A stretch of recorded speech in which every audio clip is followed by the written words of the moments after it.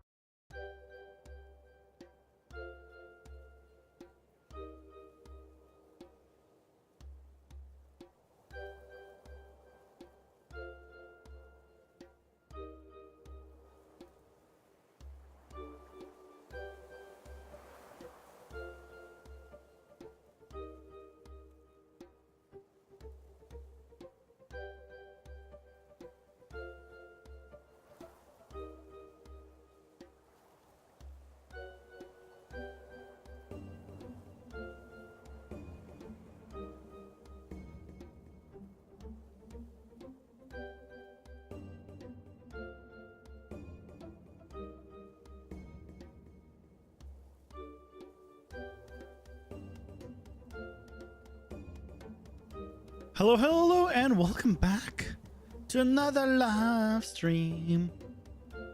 Up, guys, I'm doing well. Happy Wednesday. Welcome, welcome. It is Wednesday. It's the middle of the week. Man, time sure flies.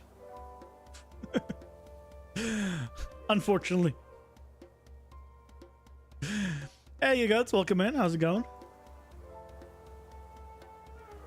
Welcome, welcome. It's been it's been a day. Okay. Heard back from one place that I interviewed with, the game place. Unfortunately, that one did not go through. I had a feeling that was the case. But they're like, for their own project, they kind of want to keep in touch. But they're not ready to do their own project right now, so it's like keep in touch, and for their own project, maybe we'll reconvene. But for now, it was a no, basically. I'm still waiting to hear back from the other place I interviewed, so fingers crossed. Hey, Sunrun, welcome in. Kind of mad today too. Yeah, it's okay. Happens. Those days exist. Other than that,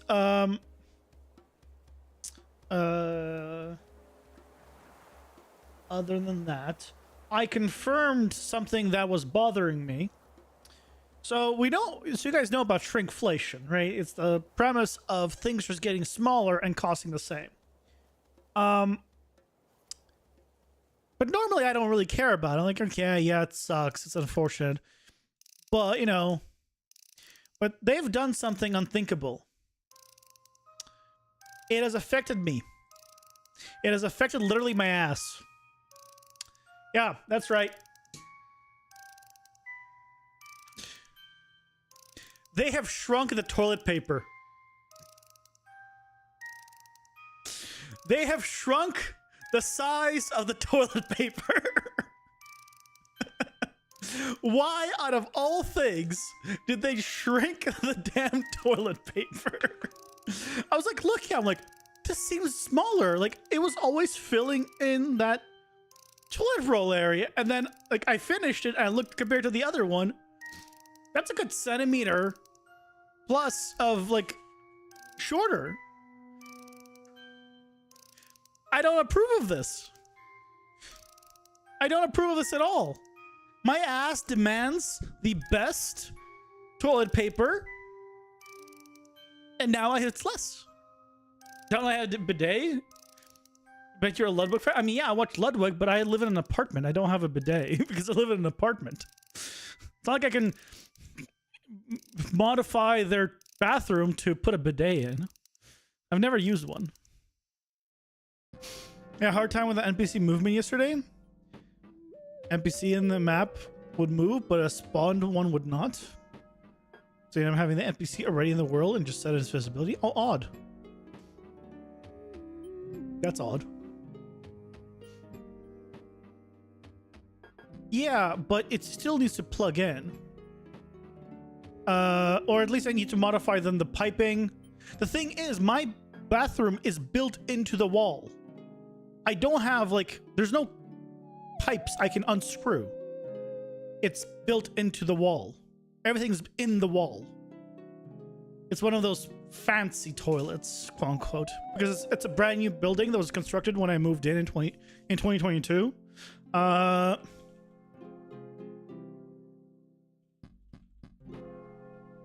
seeing if I find a picture of one. Yeah, so it's like this. What a shit picture. Basically, it's like this. Right? I can't, even if I unscrew like the top of it, obviously it's not the exact kind, whatever, but yeah, this is a better picture. This is a better picture. Right? It's like one of these where it's built into the wall. I don't have like any of these buttons. This is a bidet, I think. I just have like 2 buttons to flush.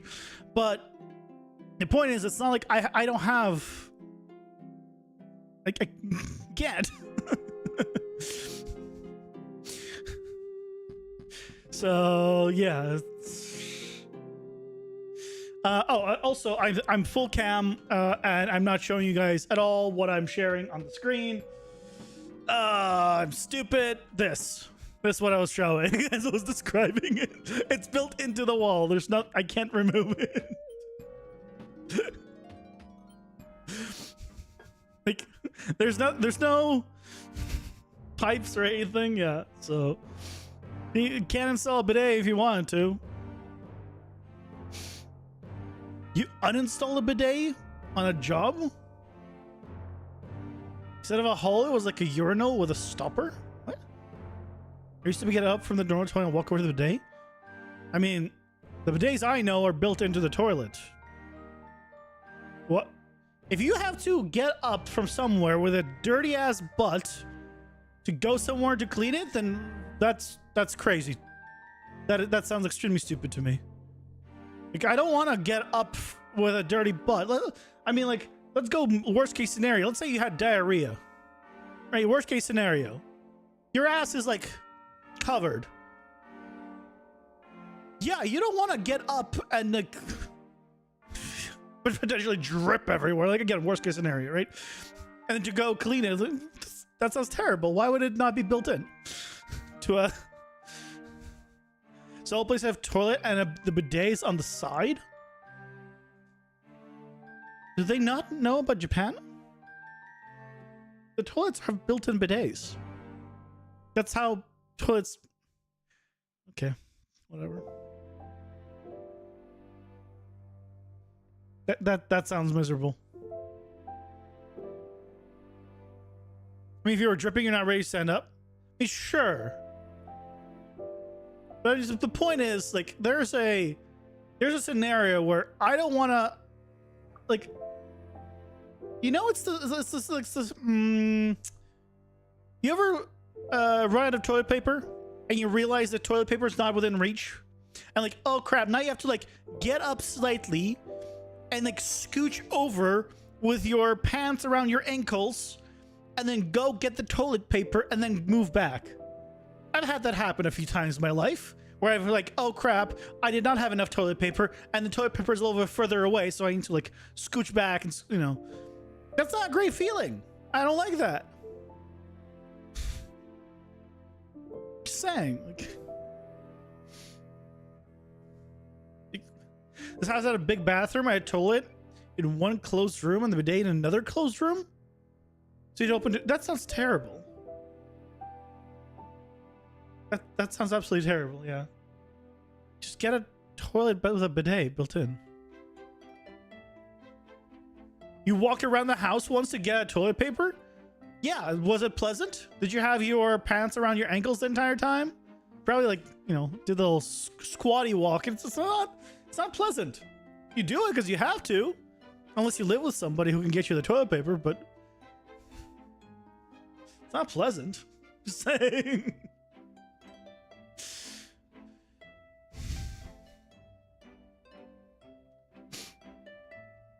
At least not for me.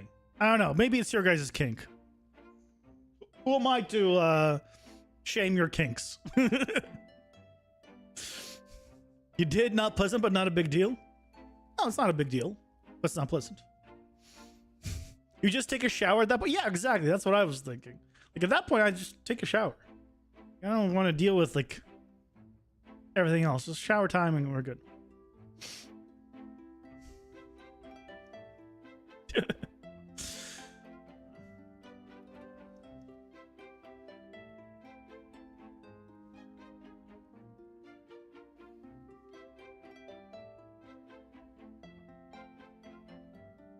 I don't know. That's just me. You know, maybe I'm the weird one.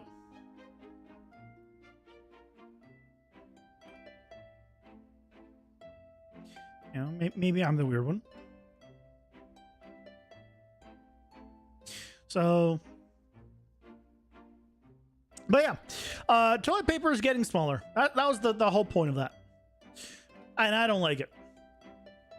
I don't like it. Out of all things that can be shrinking, I don't like toilet paper shrinking. That's basically the moral of the story.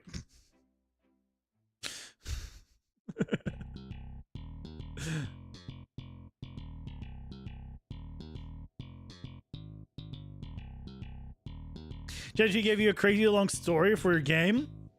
Are you surprised by your ideas? What? Wait, what do you mean you're surprised by your ideas?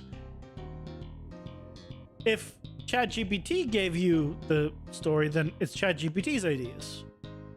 Right? Unless I'm misunderstanding somehow?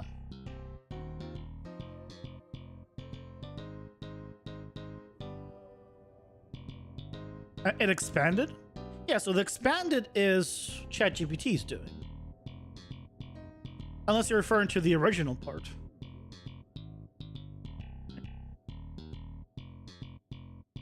Which, fair enough then.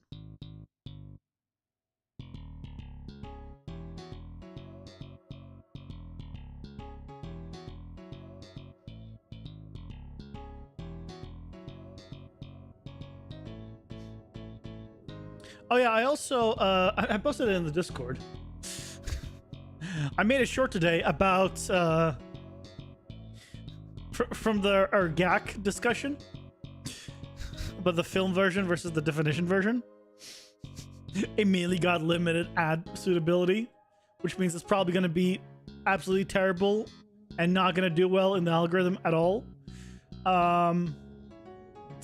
So, whoop. But I'm like, I still want to post it.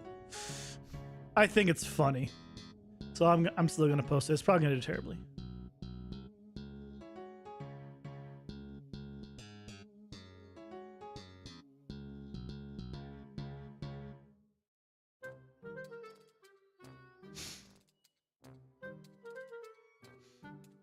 JGBT keeps turning your ninja into a female named Celeste, though. Even though told not to? Yeah, because it's it's like that.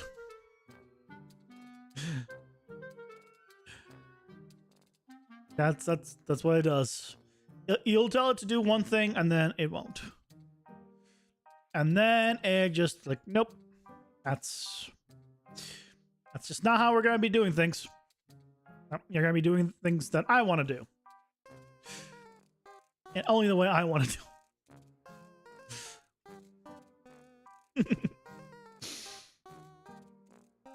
Sometimes you can get it to do like exactly what you want though.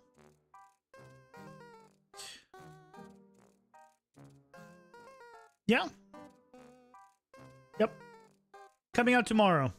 Tomorrow morning. It's been scheduled. But yeah, it's limited ad suitability. The first thing I'm ever posting that has limited ad suitability. I tried censoring it. Censoring the name and like doing a little bleep and stuff. Still was limited every single time, so I'm like, screw it. If it's gonna be limited every single time, then I'm just going to just publish it, you know, uncensored, like whatever then. Yeah, it's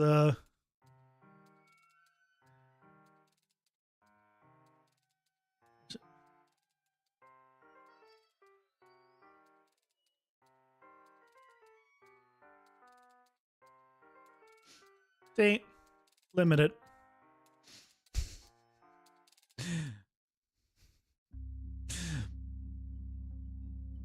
Coming out tomorrow at 9 a.m. Pacific. Yeah, it got flagged like immediately. Like immediately. And so I tried like censoring myself, but like doing like a half censor type thing. I tried doing like censoring the text, and I was like, no, we're still gonna flag it. I'm like, you know what? If you're still gonna flag it, I'm just whatever then. Yeah, I'm just not gonna, you know.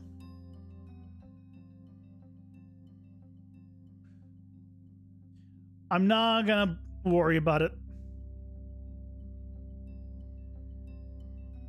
Yeah.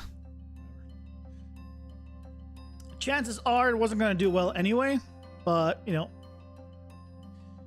if it does, great. If it doesn't, it'll be like every single other short I put up that I do myself. Right, the last two shorts, one of them was ones you guys clipped. And yeah, because that one was the one you guys clipped. And the one I put up, which was the bear one, did terribly. So it just shows like I don't understand shorts at all. Because clearly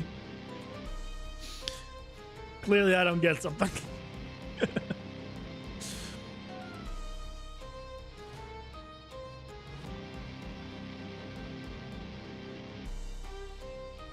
No.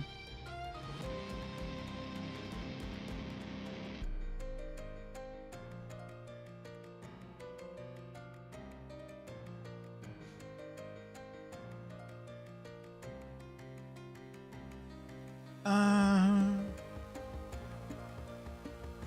guess if I don't want a player to be able to jump up here, I could put like collision boxes and stuff.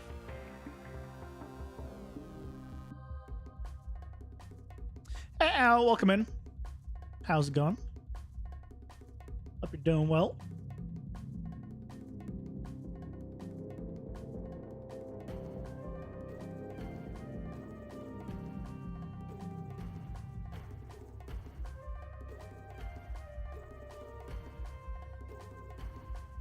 Yeah, so today we're doing deco and layout, stuff like that.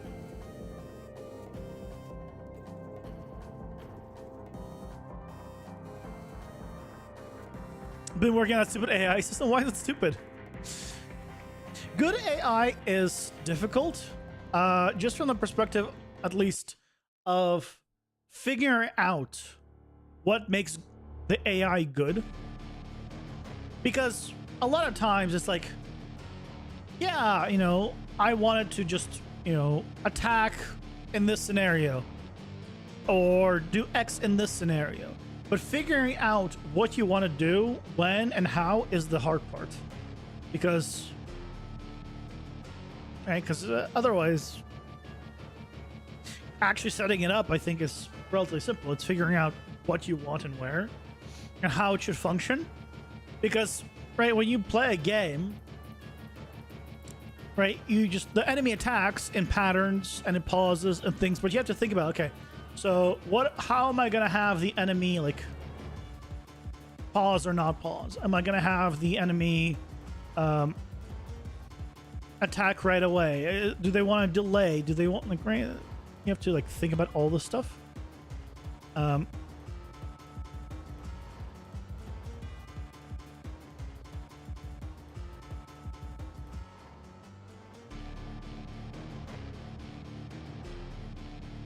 I think that's the hard part. And you don't have any animations yet? I mean, do what I do. Just get the epic characters and use those as your base. Why not?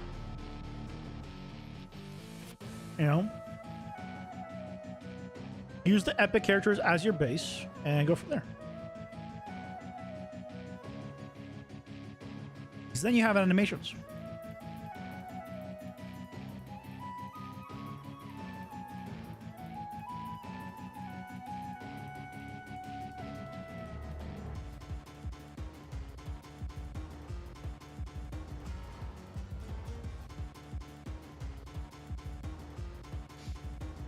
Everything is blocks, yeah.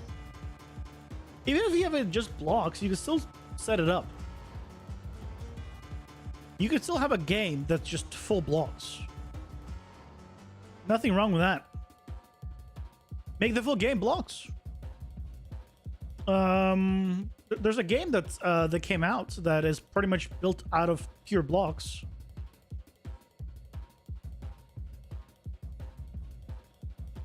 Was it Thomas Was Alone? Is that the name? Thomas Was Alone? Yeah. Thomas Was Alone.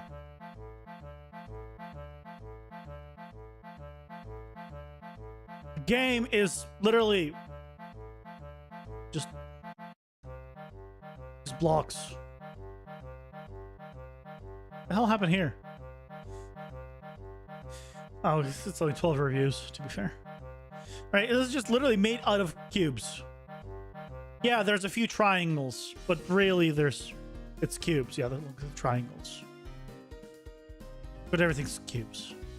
You don't need like animations. Or like complex things to make, right?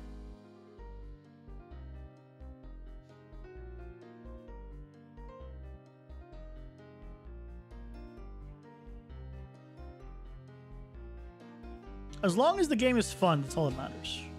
That's one thing a lot of people overthink like many aspects of game development, I feel like. And basically when you're making a game, don't think of it like you have to do something, you have to not do something. What is the coolest thing? What is the etc. Right? Don't think about that. Figure out what's fun. What is fun for you? When you're adding a mechanic, is the mechanic fun? Because if it is, if you're having fun with that mechanic, chances are there are other people that will also have fun with that mechanic. Right? We're not, no matter who you are, you're not a unique individual to the point where only you in the entire world like this thing that you have, that you like. There are others that will like it as well. And so make a game that is fun. If a game is fun, it can look bad. It doesn't matter. Because people will enjoy the game because it is fun. If the game is crap, it doesn't matter how good it looks if no one will play it. So first and foremost, make a fun game. Don't worry about the visuals. Just worry about the mechanics of the game.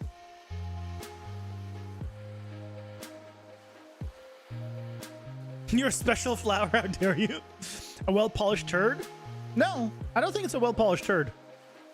I don't think a well-polished turd... Well, actually, a well-polished turd... It's a well-polished turd. Do I know any games that are well-polished turds? I know many games that are turds.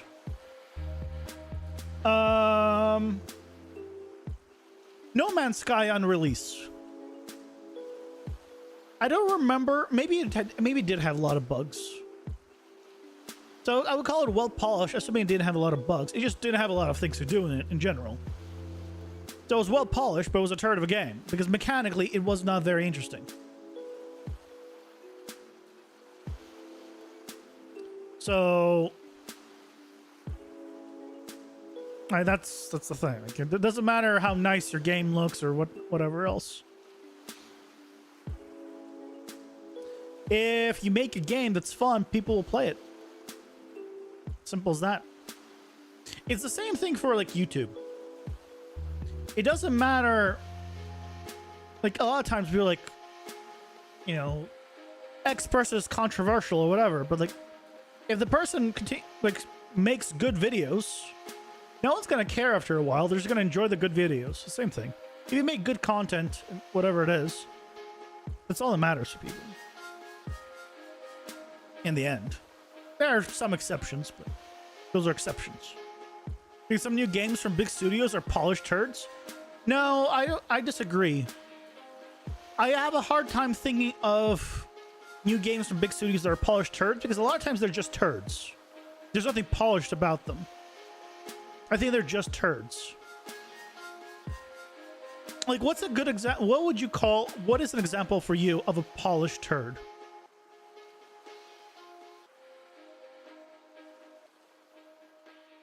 Because I can't think of one right now.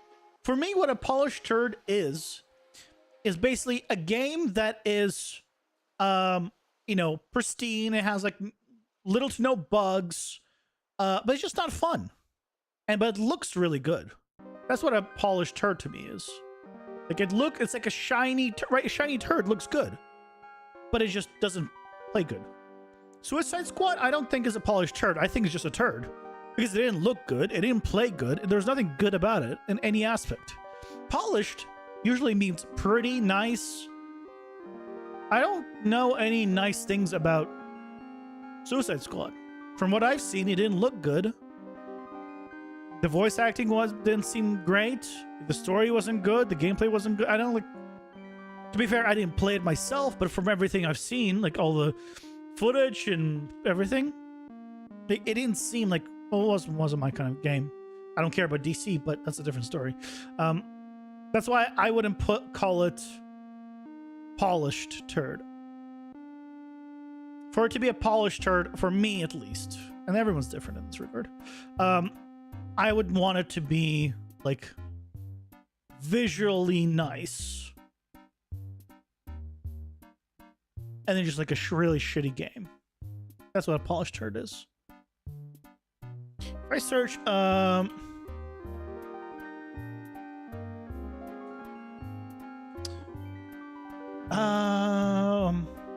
are some of the most visually stunning games? Here's one. Here's a good example, actually, of a polished turd. Cyberpunk on release. Cyberpunk looked fantastic on release, and then it was filled with bugs and problems, right? Like when it first came out,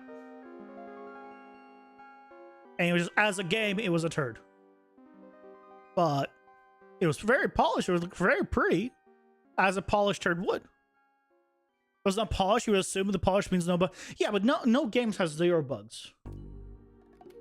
A polished turd. I mean, Mythbusters did the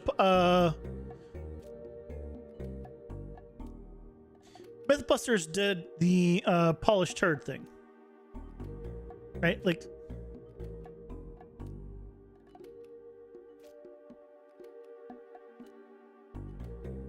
right? Mythbusters did the polished turd. It looks really nice. You would not think of it as a turd. That's what a polished is. It just makes it look nice and shiny. Clean. That's what I think about it.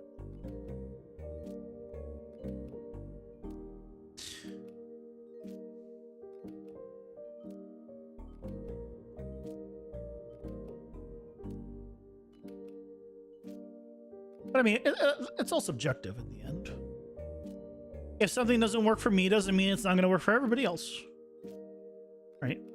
Or if I don't like something, doesn't mean nobody's going to like it. It's the same thing, right? It's everyone has different tastes.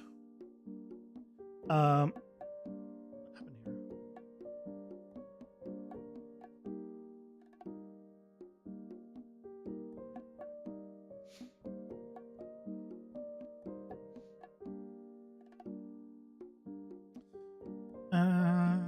Do I want something in the middle here? No, I don't think I do. We have some narrow areas here. Areas here. So yeah, this is fine.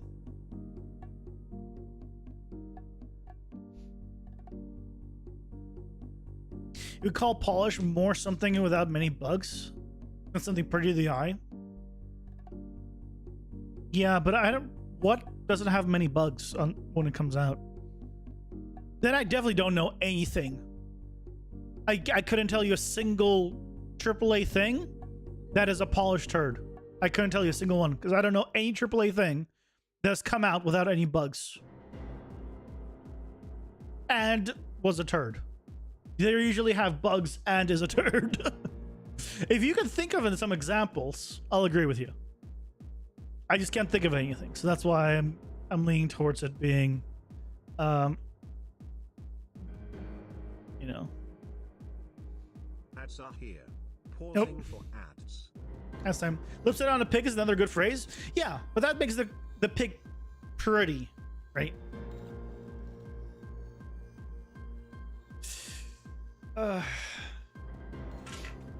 Well, today's drink of choice is good old aftershave. I tell you never use it. To be fair, I also don't use shaving cream. So I figured maybe I should buy some and try it out, see how it is.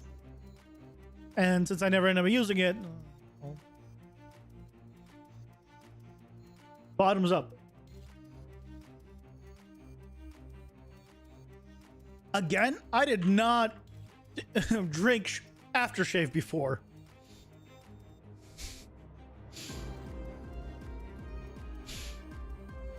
This is the first. There's no again for this one.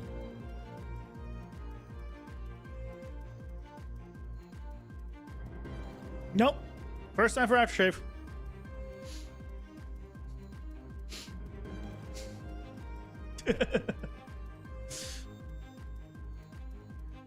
I know I drink a lot of weird stuff, so maybe, you know, like I've had toilet water and I've had like other stuff like that, but I haven't had aftershave.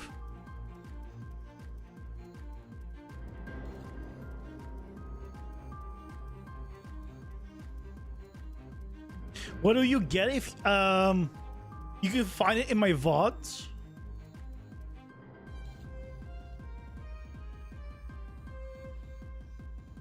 I'll add one emote. I'll add whatever emote you want as long as it's not TOS.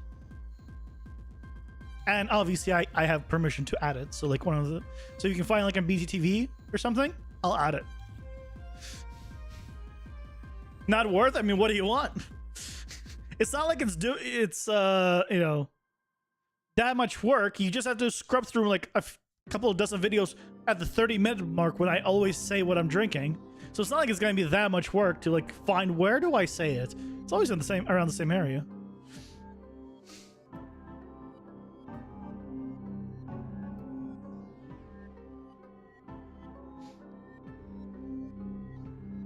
So I'm not sure what you were expecting.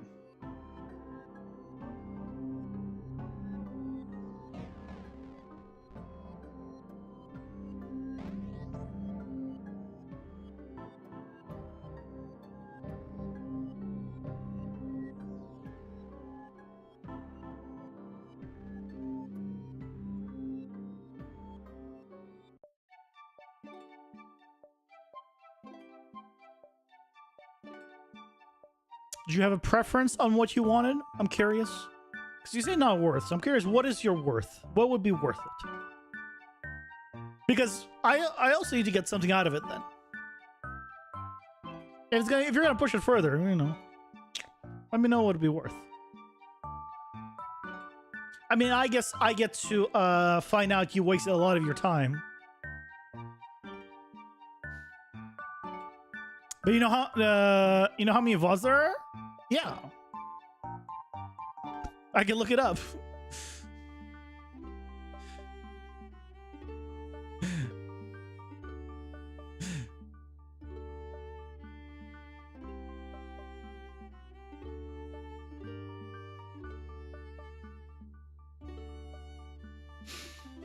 You're about to start going over the PCG graphs video after you get through this AI stuff? Nice. Yeah, I can't wait to start using like PCG like all over the levels and stuff. But it won't be for a bit.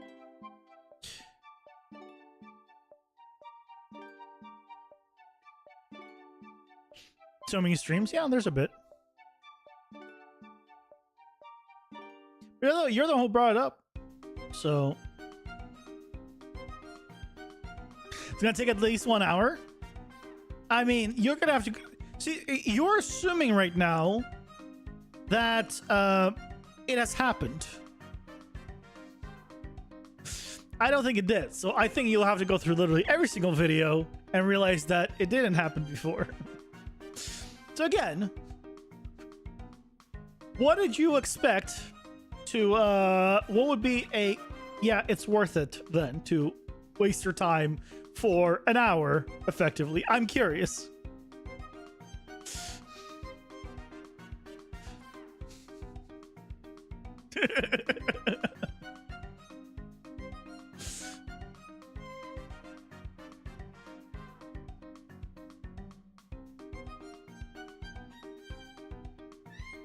You can do a spreadsheet with all the drinks? I'm gonna rub it in my face. I mean, that would be impressive.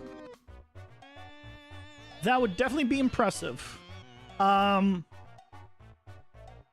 don't know if it would be rubbing it in my face, specifically.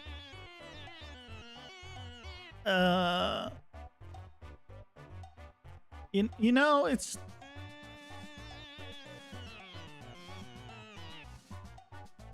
Would it be rubbing it in my face?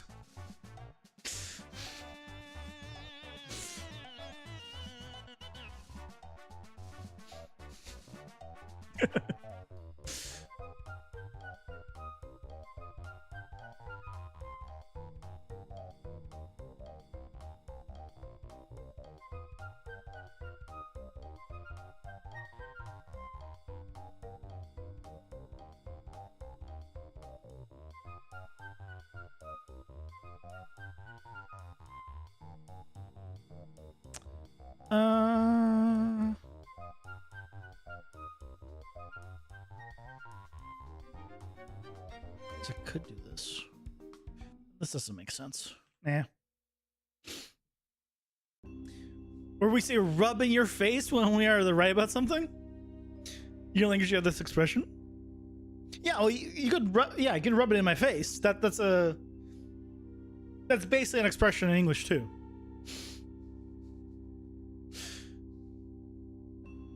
Yeah. But, man,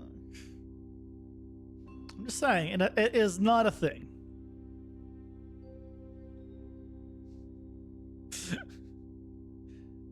How about this? I'll give you 2 emotes. If you find it, I'll give you 2 emotes. Okay? Or better yet, I will design I'll either give you 2 pre-made emotes from BTTV, whatever ones you want, as long as they don't break TOS, or 1 custom one. Oh, then I got nothing. I can't really offer you much.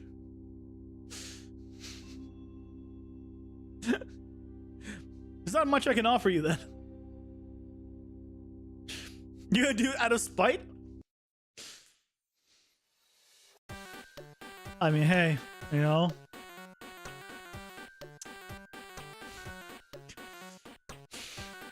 Best of luck. I mean, yeah, there's not really much luck to do with it, but yeah, I mean, I've never met too many people that are willing to waste their time doing something that is definitely not gonna pan out.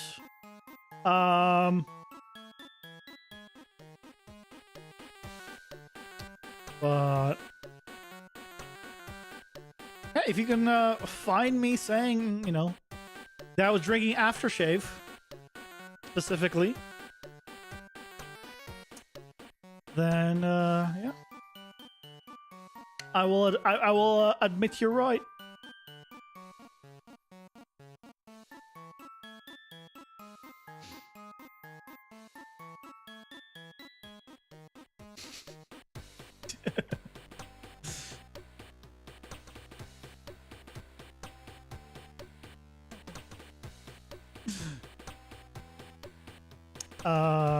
This is a little bit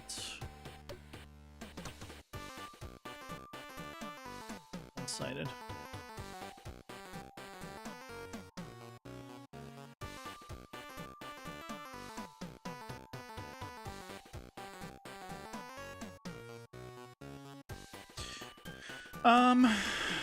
That's better. Try this.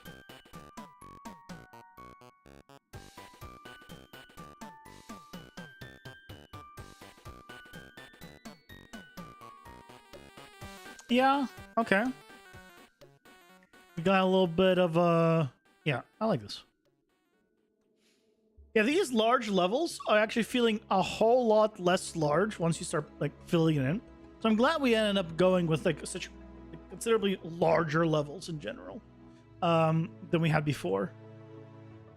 It helps so much.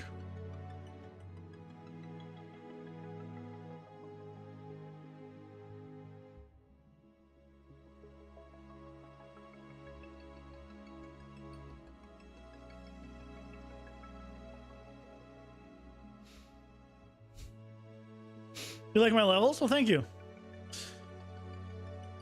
Yeah, I'm trying to make them like each one to be like somewhat interesting. And have like the movement. I always think about how the movement is, which is why occasionally I start playing and seeing like this area is more open. This one you have to go around something. So this one has a more straight. This one has further up. So there's a lot to consider here.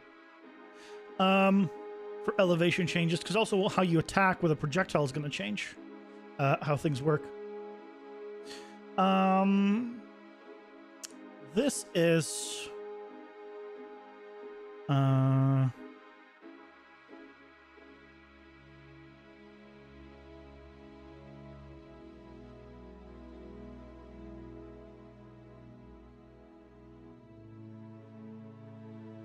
we need to put in some kind of like little stairway,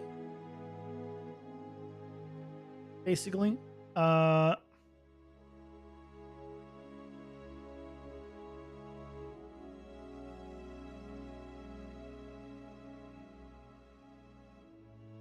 can put this in for now. I need to like slightly shrink these actually. They're kind of sticking out.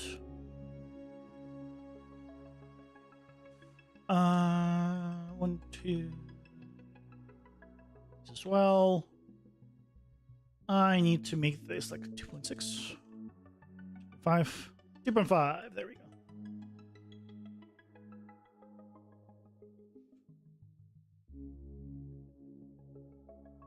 That's better.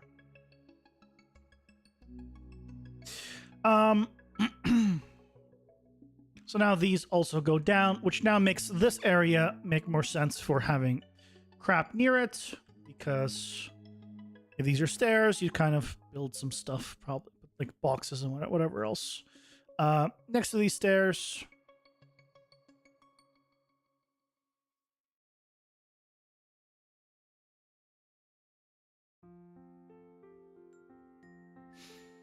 I always try to make variation in height for these.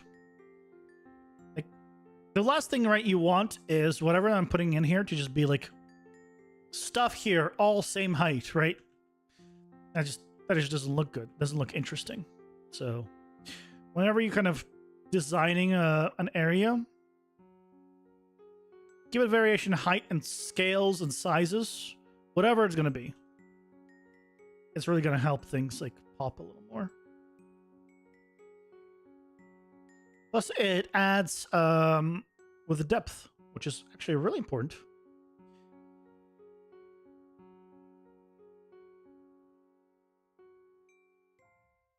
You know what? I'm going to do this big one. There can be a little hole in there. Yeah, that's fine.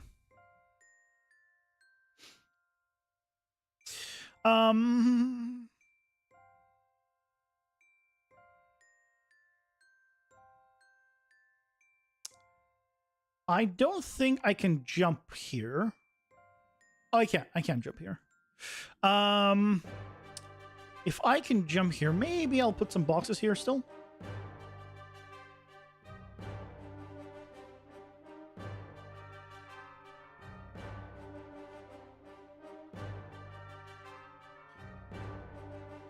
Not too many. I'll put some here that are just like a bit bigger, which will work both as a small wall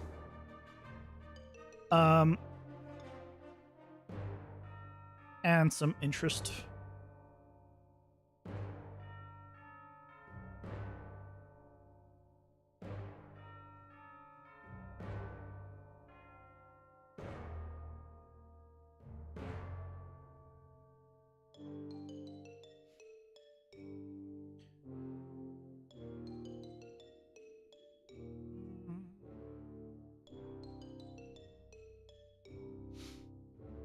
I don't want it in the center. I just wanted it like a little bit off center. That's why I did that.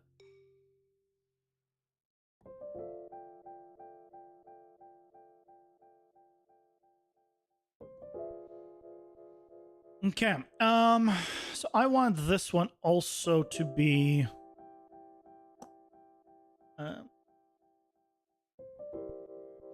on the ground. So I basically just want to close off these. So these are now all closed off. Yep. So you can't go underneath any of these. I think that's going to make things a lot easier. I think we should have the player be able to go underneath these. And if for some reason, right, you're here. Up. And the room is enabled, right, and you come here. You can still get out relatively quickly.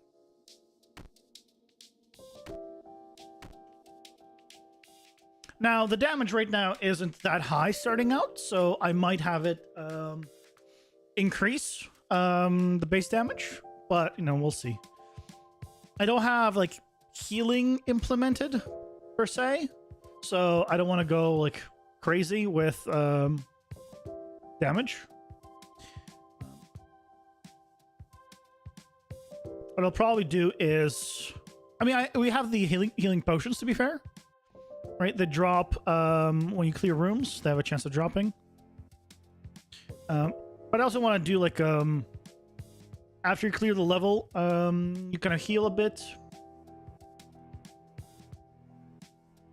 and maybe some other stuff, some other ways of healing that aren't just like. Oh yeah, I think the lifesteal ability doesn't work right anymore. I gotta fix that still.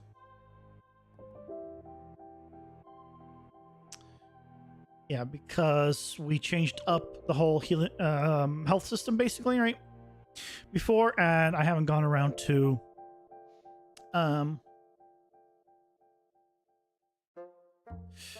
fixing that.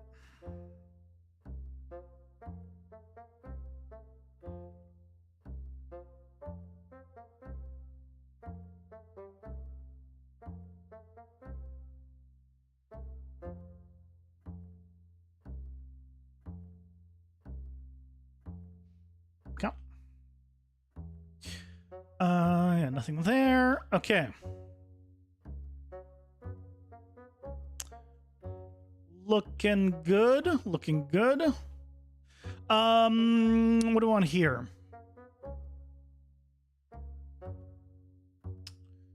I think I want.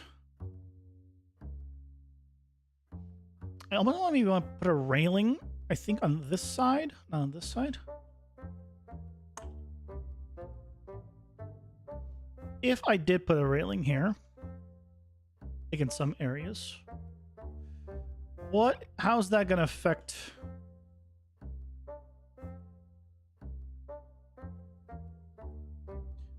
I mean, with a dash jump, it doesn't affect anything.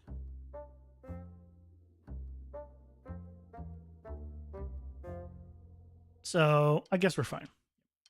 I can put them in, and obviously the other way around, it's fine too.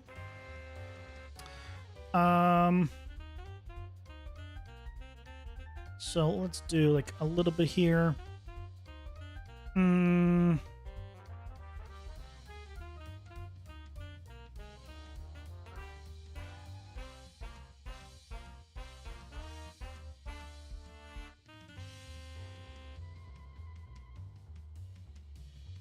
What I'm thinking about whenever I'm placing the railings, if you're curious, is if you have a knockback attack, you can knock enemies in here, but you can't knock them in here, right? Because they'll hit the wall and stop, or hit the railing and stop. So you need to, if you're doing knock-in attacks or knockback attacks, you want to like position yourself kind of here to knock them in. I don't want it to have it where every single spot here is just you can knock them in. Add a little more positioning kind of to these. I think it would be better. I kind of maybe add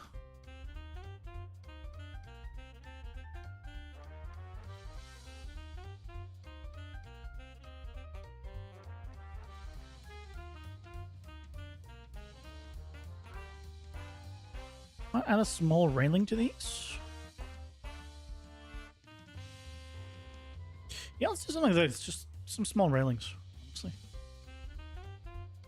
To just either side.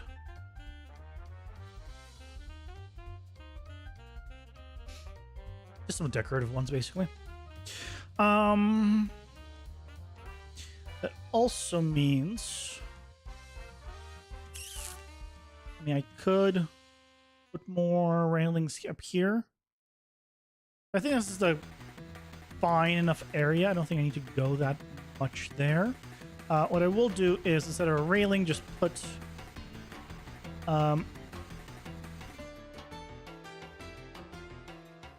just a few little props here.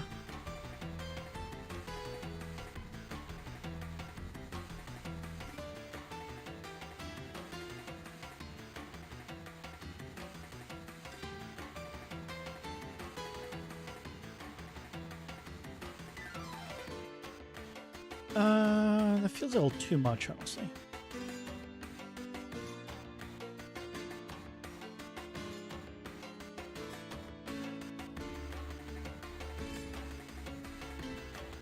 Yeah, just a little thing. And I'll move it.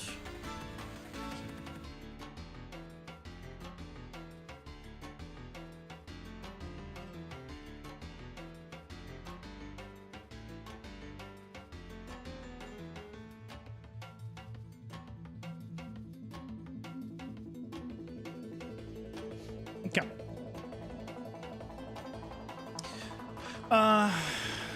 That seems fine. Work on this area.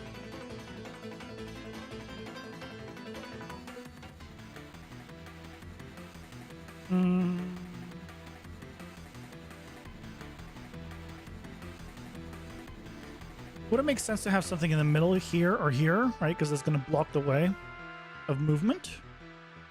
Because people don't generally put things in the middle of their own walkways. But on the edges here, it'll be fine. Where it doesn't block the walkway effectively.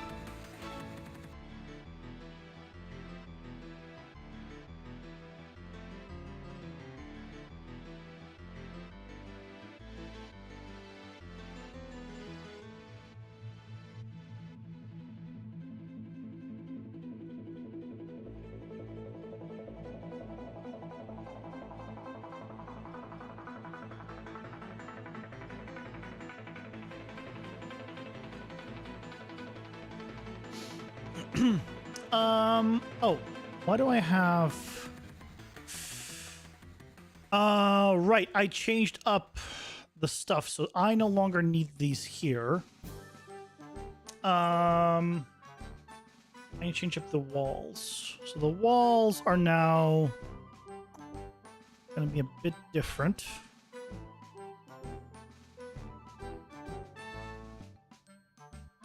So these are like so.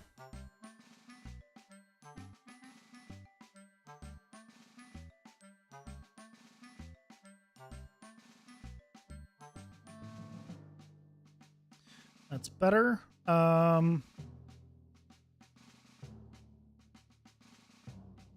That's fine. And then these can go as well. These three can go higher.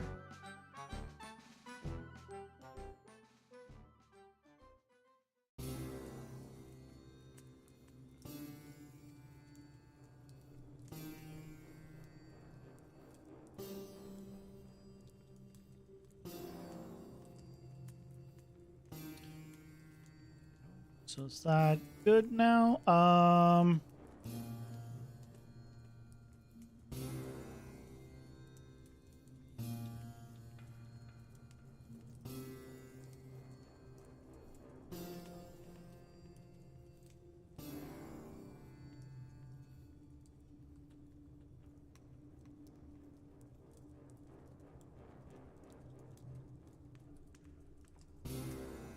Let's go with that. Let's go with that. Okay. Because these now won't move as high or go down as far. Once I'm actually like doing the final stuff, I'll probably adjust things as needed. I like this area to be able to knock down enemies, but I kind of want some kind of small like something here that will block movement a bit and make you go around something.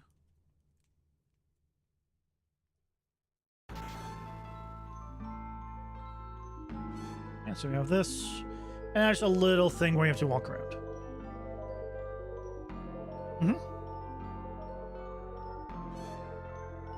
Yep, that's better. So we have a little bit of an open area, and then this kind of divides the areas. And it makes sense because this is not a walkway this way. There's obviously a walkway at this point, but now it's no longer right in front of the walkway. So here, this makes more sense for movement, which is great.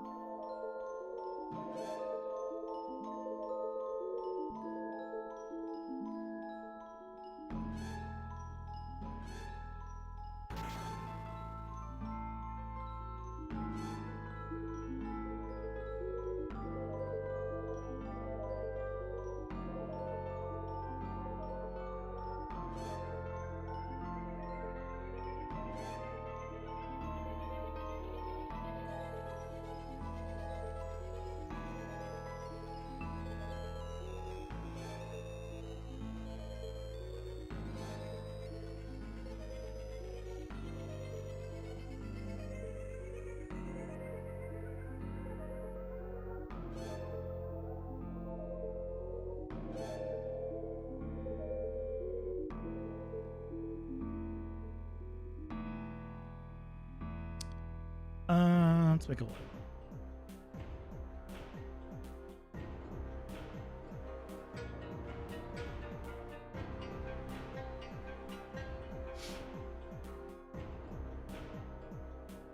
Okay. How's the search going, Good Guts? If you're still searching, or if you even started to search. I'm curious. Because I genuinely do not think I ever used it before. You're doing it tomorrow? Fair enough. I think you're jumping between Twitch and YouTube. You're right now playing some 7 Days to Die? Fair enough. Days to Die is pretty much a survival game, right? I mean, I think I might have seen like a very early like video, probably by Markiplier or someone playing it, so maybe. But you went to YouTube because you missed what I said, so you could roll back. Yeah. That is the benefit of YouTube. Rewind.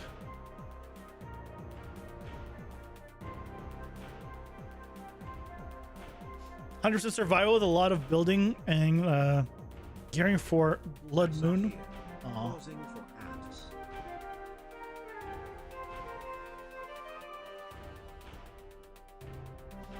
I see.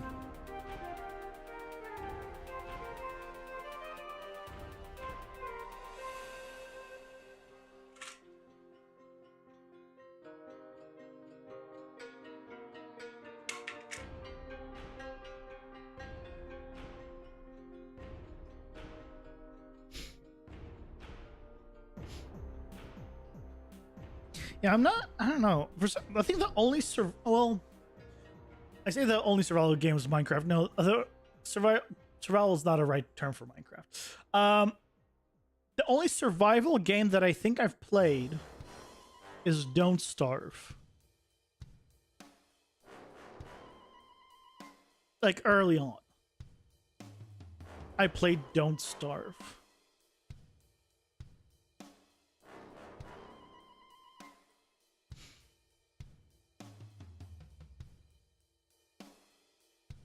I'm trying to think if there's any other survival games that I played.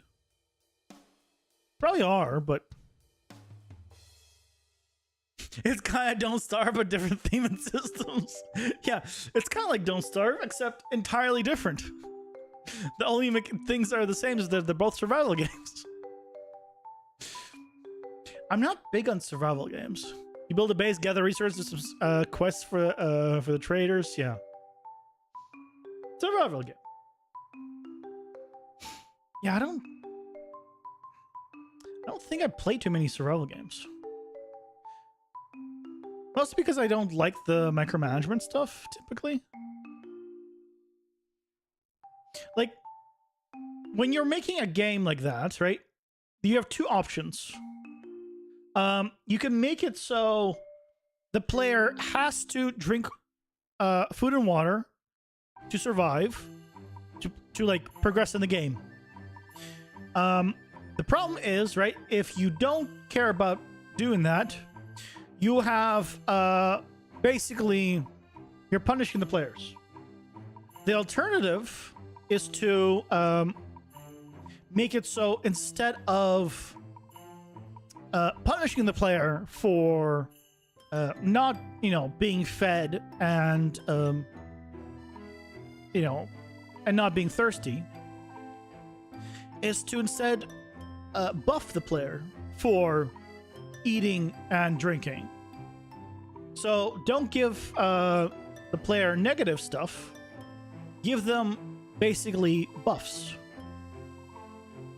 And what you'll find is a lot more people are more willing to actually do the eating and the drinking, because they feel like they're not punished for not doing it. Instead, they're motivated to do it because, hey, you get stuff out of it.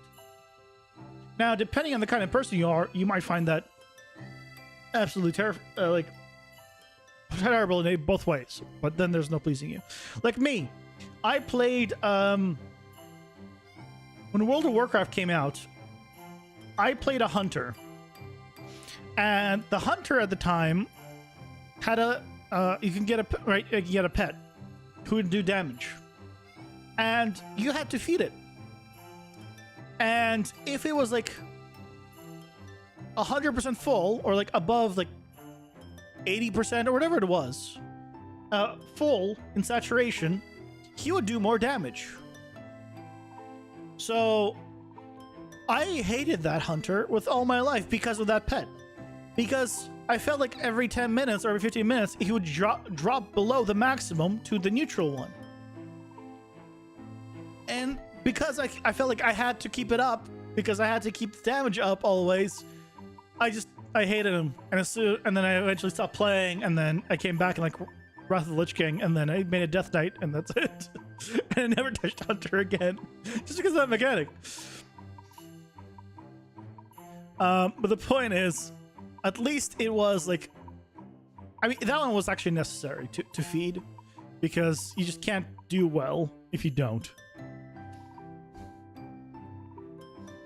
You get stamina health reductions. Yeah, that's a lot of games do it that way.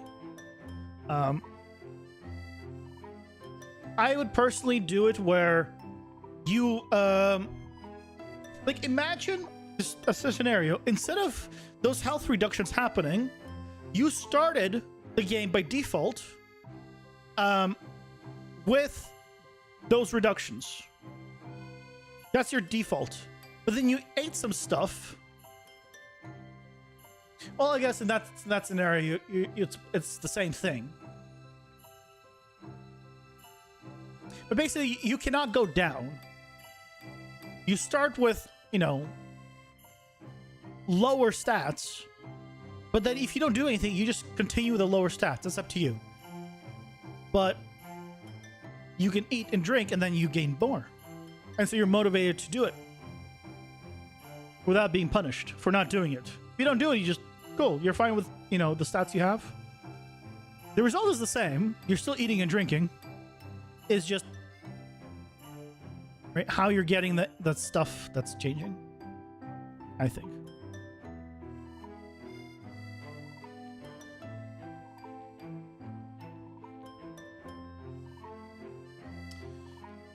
I'm gonna put something in the middle.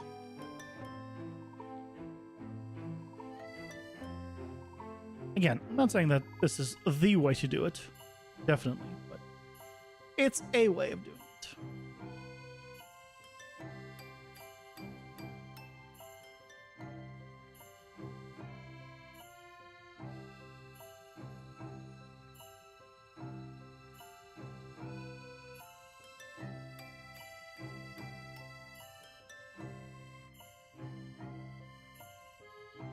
Okay. What? Oh. It's like the piece that I moved there originally.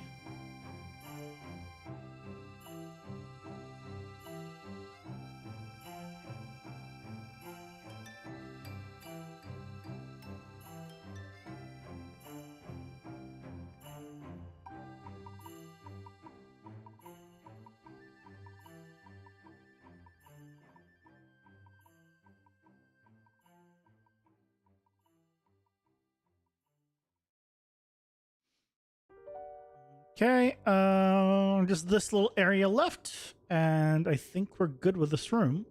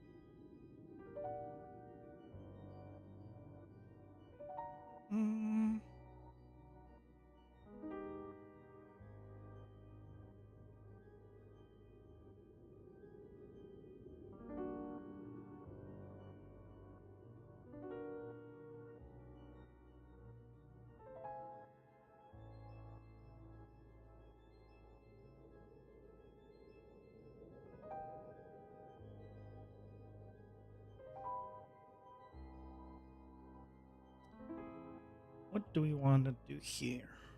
One thing I could do, actually, is for the following rooms, I could like copy a lot of these and just put them around, right? 'Cause as long as they're unique in those areas, that's fine. Now we have a lot of unique variations, so instead of placing these one by one, I could just grab these, grab these, right, and just place them around and move them around. I think it'll get us the same effect. because they're now going to be in a new room.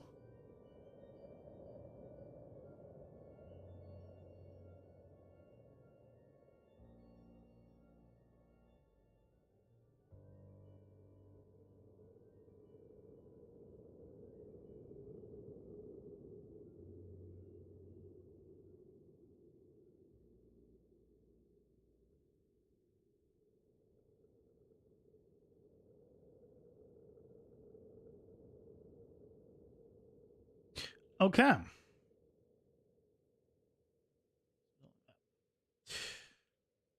There we go. Let's run around and let's see how it feels. So we have a couple more open areas here. Right. We have a little area we have to run around in this area. This is a more narrow. This is more wide. Again, another area you have to run around in. Well, it opens up again. Area that's kind of more contained. This is a nice small area. Small bridge. One thing that I have done is effectively make it. Well, you can still do that.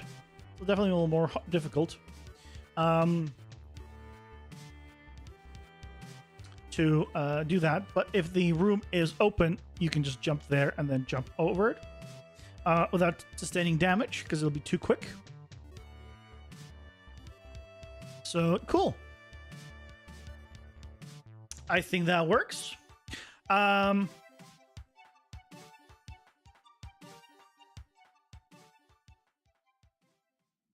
Did we spot it?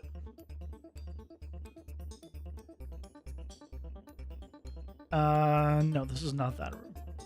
It's a large room, but it's not that room. I just want to see if we can spot this room. I want to go up here. Ooh, I can actually do this way. That's cool. Oh, this is the other room that we did before, where you can go up.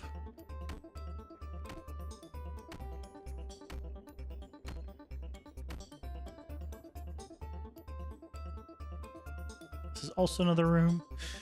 Cool. It's starting to get populated. And also, using some of the stuff outside, you're actually able to go up higher, potentially. Which is really cool. Okay. Next up is... the vertical version. Of the large rooms are such a pain. Oh.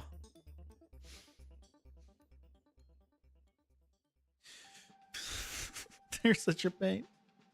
I think they're like some of the more interesting ones. We have I have a 3 tall large one, 4 large rooms left. And one of them is the 3 level high one. This one's gonna be like, dear God. But yeah, that's one thing at a time. One thing at a time. You know, it's all gonna be worth it.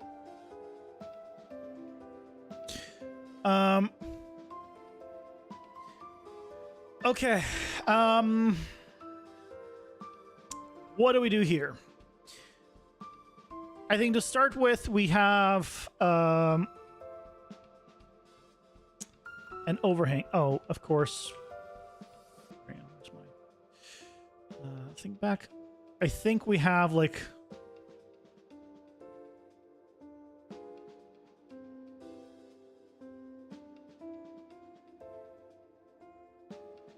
something like this.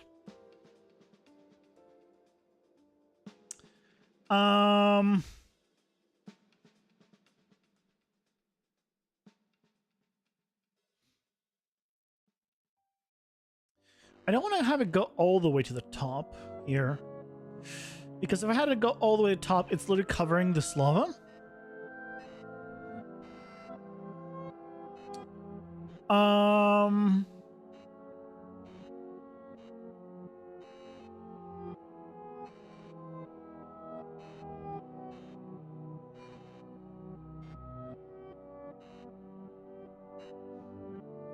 If I had it come here,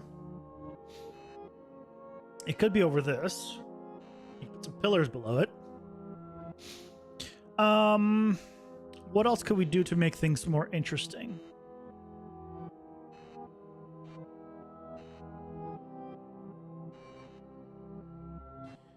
What if I had it where it's right now going up here? I'm not gonna have it cover all the way up. Maybe like this. Partial, I can put pillars there. I can put a jump area here.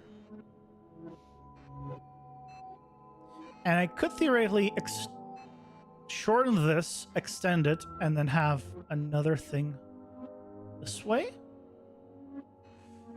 Like what I'm thinking is...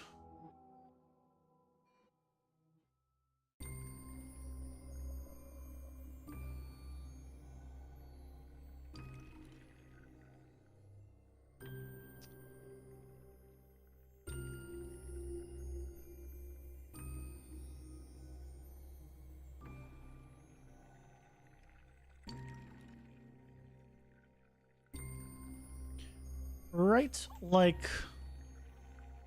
I could have it go up and over as well. And maybe then I can connect it.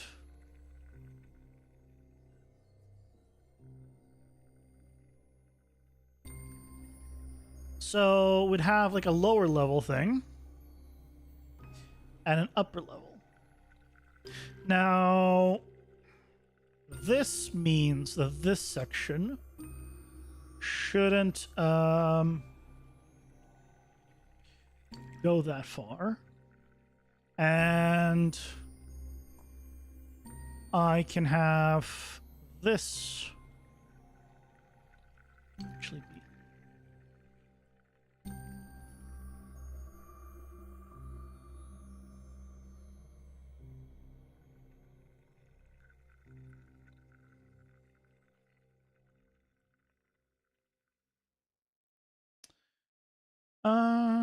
Da, da, da, da, da, da.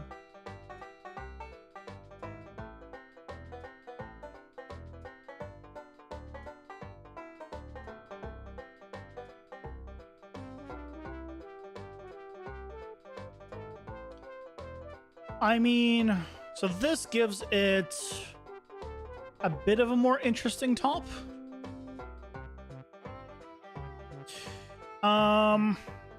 Makes this kind of more open. And once I introduce like a more powerful jump, theoretically, maybe you could jump this way as well. You're able to jump down here. From here, you can jump in the middle or jump to these. I'd love to get another way up. And maybe I do that...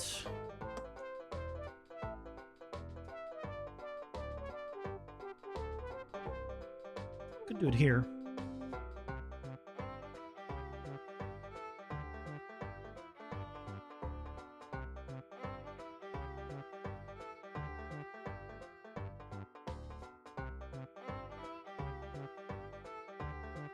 If I did it here, then we have another jump this way.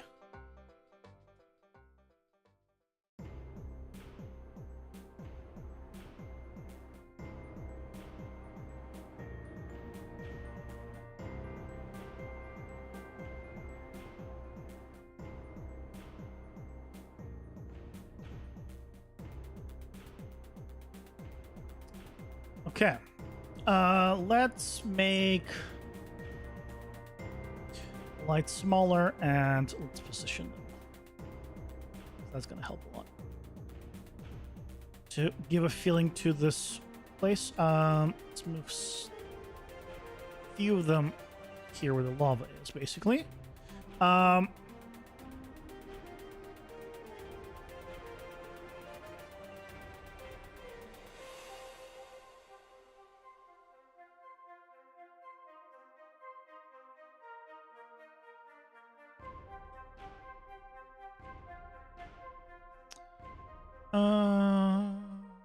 don't know if I want to just put 4 of them up here.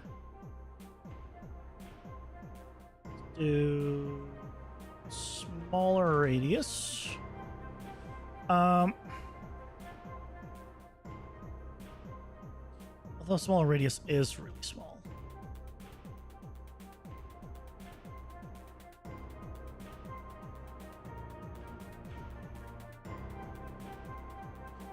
Okay, fine. One thing I could do, actually, I'm curious about. If I play from here, and it,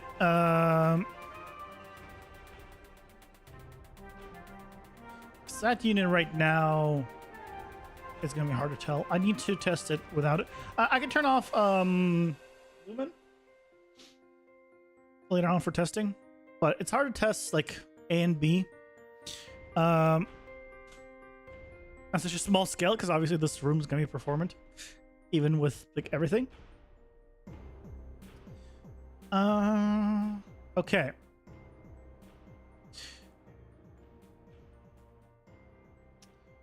Okay. I want to make the same kind of staircase thing here. And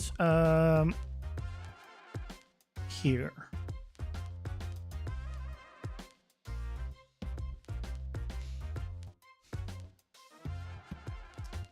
A few staircases. Now we need to adjust the walls here.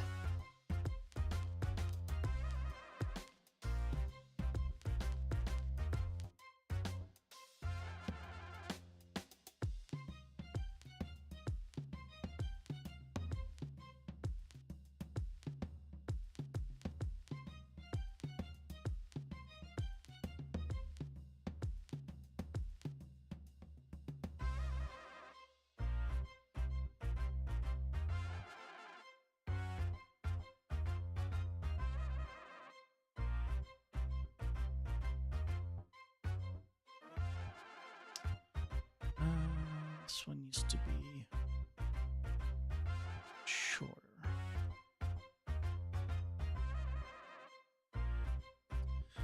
Come. These also need to be adjusted. Well, these actually just need to be now swapped. Yep. That's fine.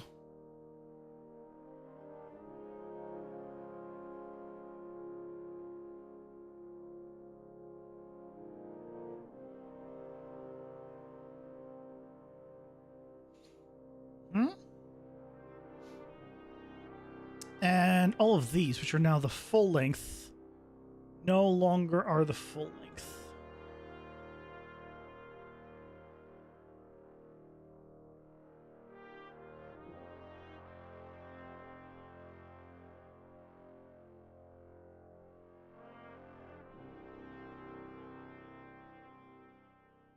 And these guys are fine.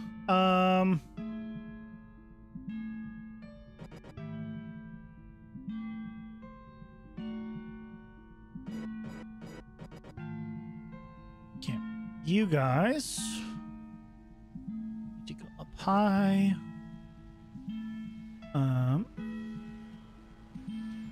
Good.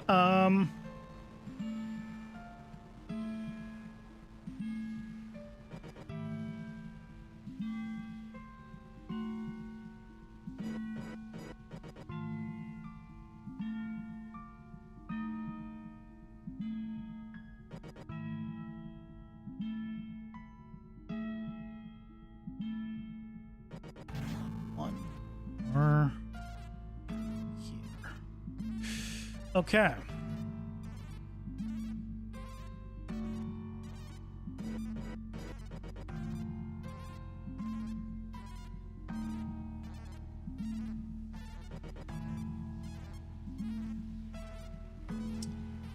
That's better.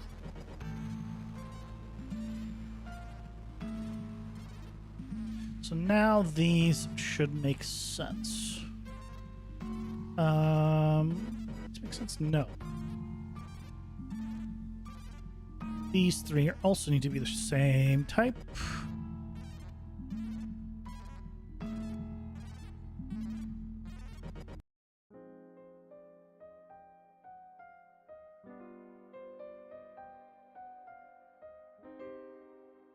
These are now good. These are now good. These are now split. Okay.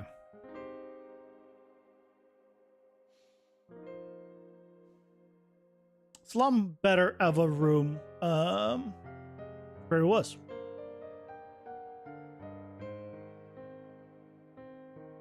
Which, to remind you, the original shape was just an S with some stairs.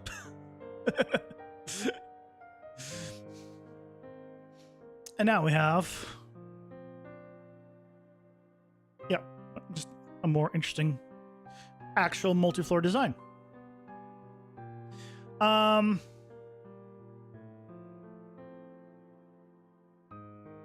I wish I had another way of getting up here. What I could do is have a jump here.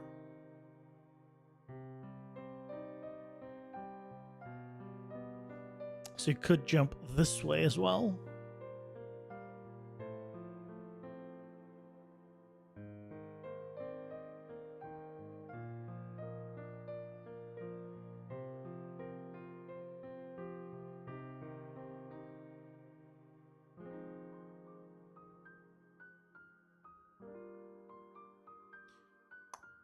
And we could start here. You don't have to go all the way around just to come up here. You go up here and then go wherever. Yeah, it's a little better, I think.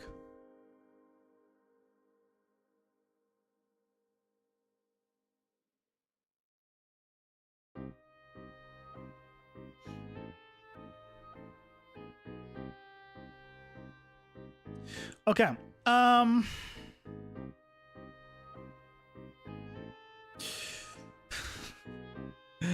Is it time? Okay, let's start with one thing at a time. Let's go with the with these.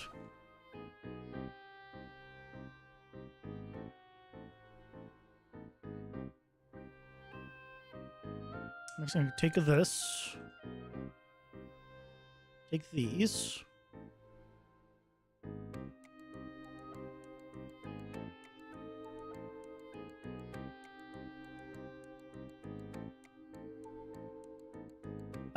Copy. Don't save. Paste. So let's grab you.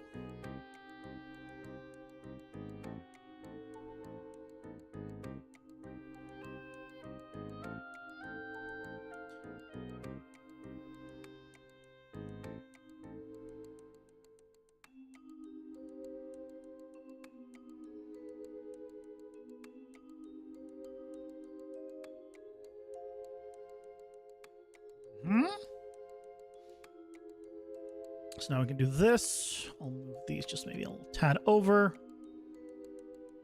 And I'll just add another one here. Okay. Grab this guy.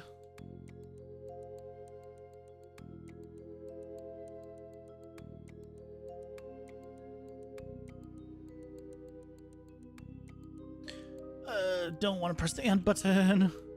Otherwise everything snaps and we don't want it all to snap.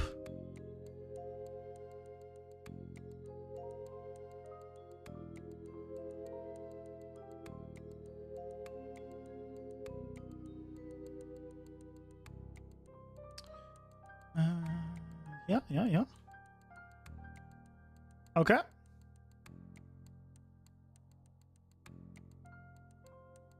looking good. We actually need 2 more to grab. So, oh, actually, we also have them here. So,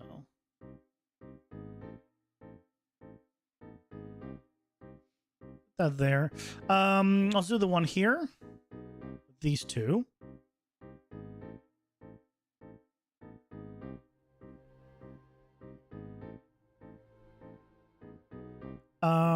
This one can be kind of against the stairs. Ads are here. Pausing for ads.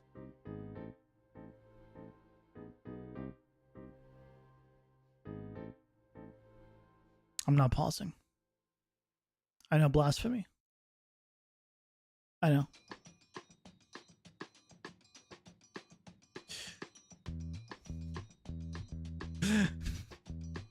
Ads. But nothing's being missed. But I mean, not pausing, so that's why I'm not pausing.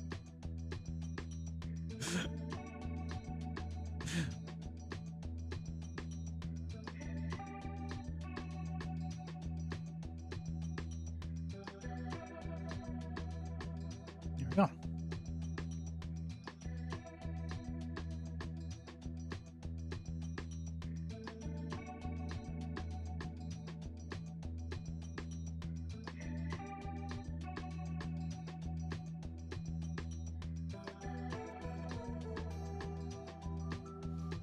Okay. All right, so there we go. Those are the 4.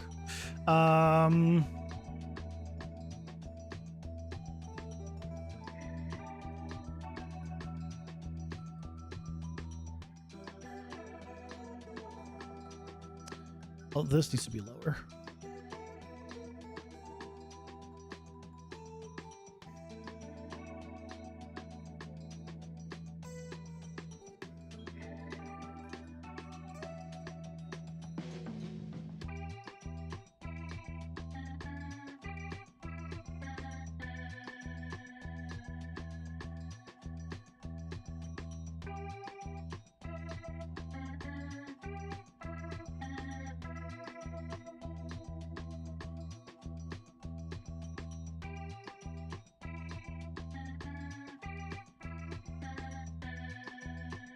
Oh, that's this. Okay.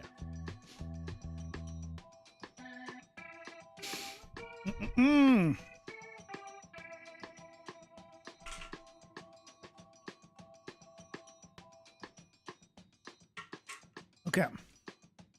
2 sets of stairs are good. 2 more to go. So I grabbed these 4 before. So let's grab this.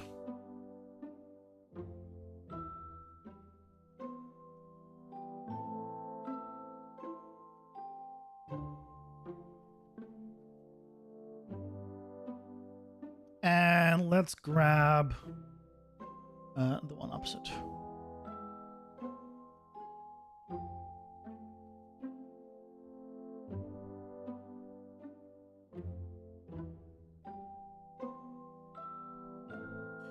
Copy.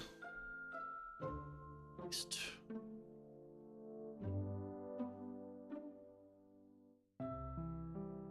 Okay, so let's grab you.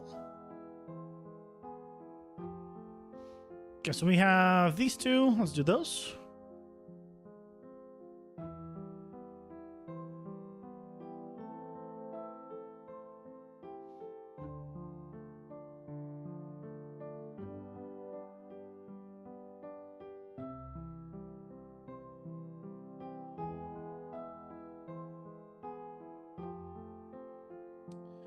Actually, so this one's a little bit higher up. Whoops. This actually needs to be down 1. So this one's a bit floating. It's not really a bit floating. I'll drop it 1.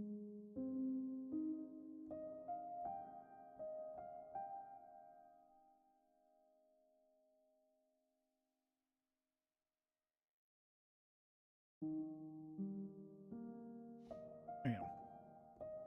It's not just the same height as the other ones.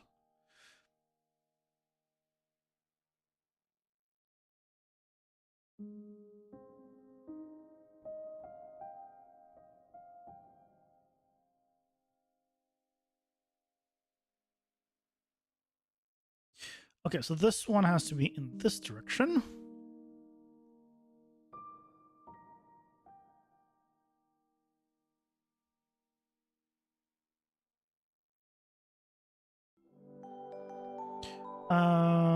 And it's actually... Let's make this one smaller.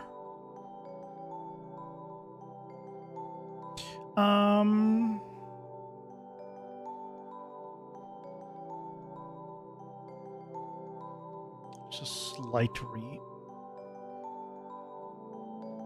reorganization. Oh, this one sticks out a little bit. 1, 2, 3, 4. 1, 2, 3. Okay.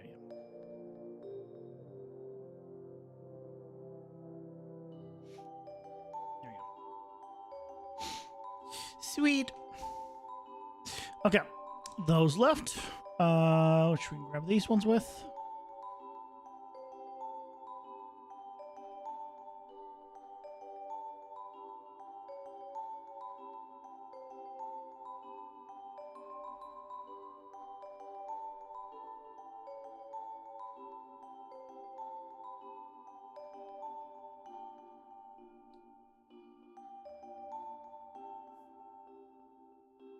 Oh, I see. These are also just taller. Okay. Well, in that case,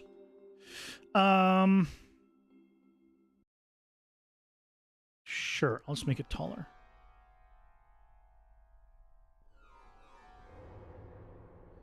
Modify some of these.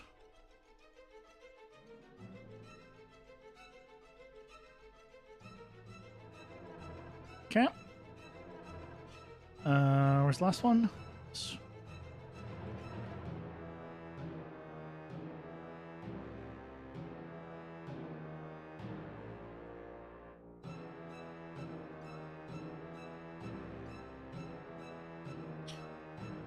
Okay, and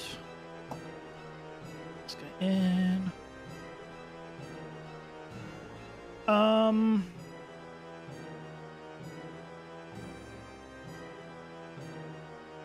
Over. There we go. Okay, and this one also needs to be a little bit bigger.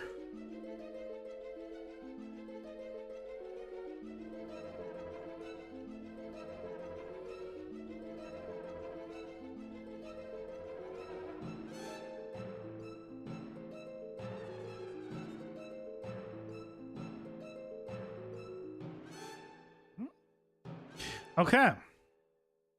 So there we go. So we have these now in place.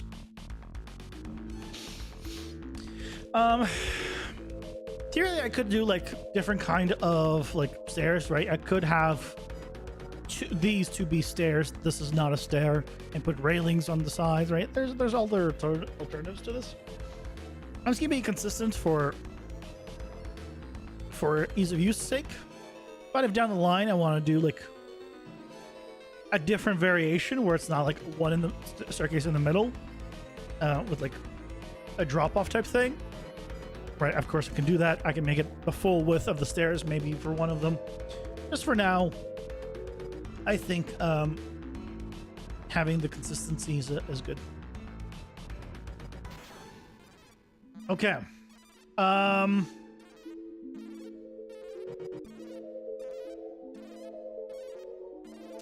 Let's grab some stuff.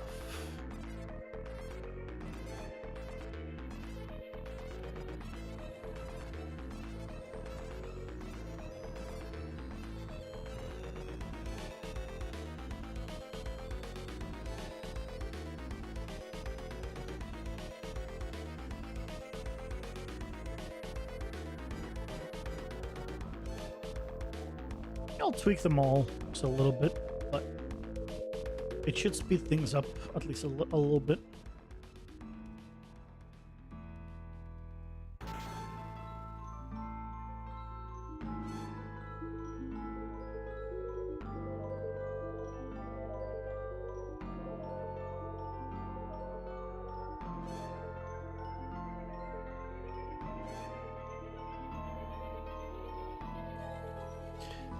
Copy.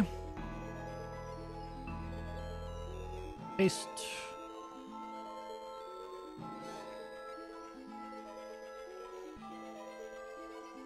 Move them up. Okay. Let's start with the thing I usually start with, which is railing.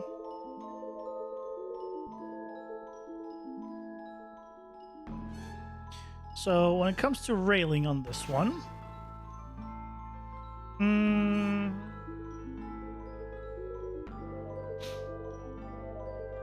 I think I want some railings on this lower level, lowest level,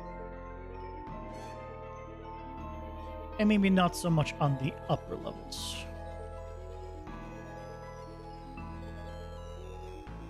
So maybe like around this area where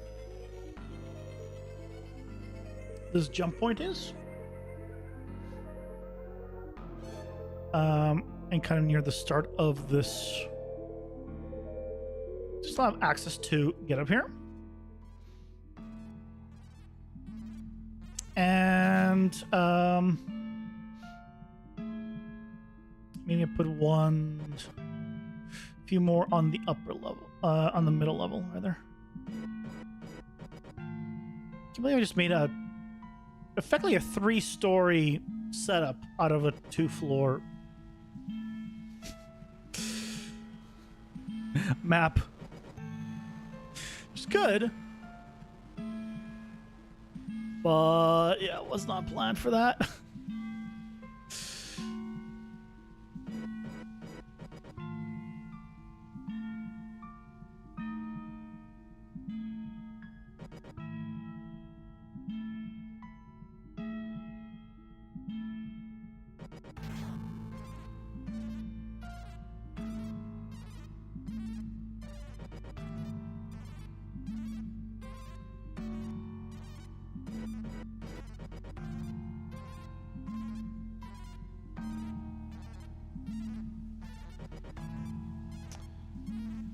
Okay.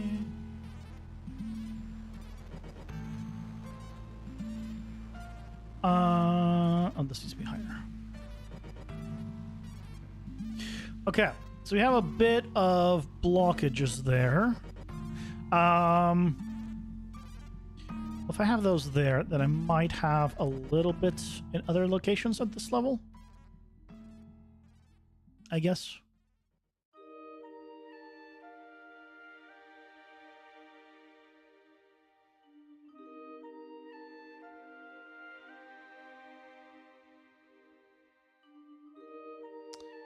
I won't go too much with them, though. Maybe this corner is just going to be super small.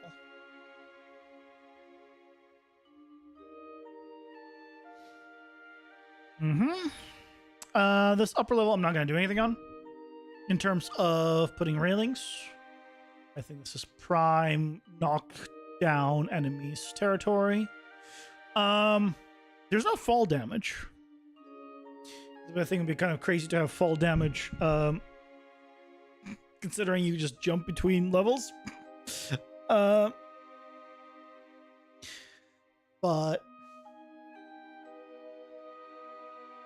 maybe I can introduce something like that down the line in terms of like attacks that would force just to hit down, and then when you hit the ground, or if you hit the ground, then you do damage. It's kind of like a actual forced, like maybe a wall attack or floor attack. But for now, we keep it as is. Start placing these.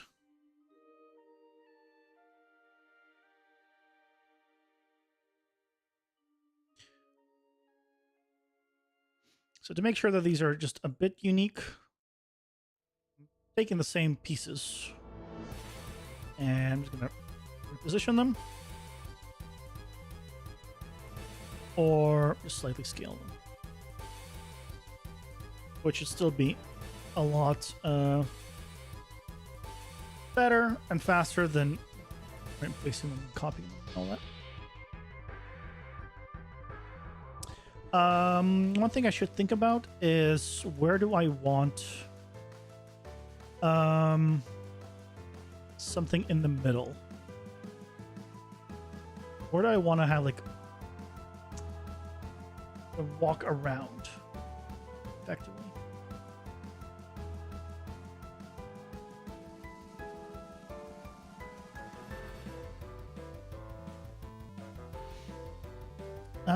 Let's play from here. Let's see.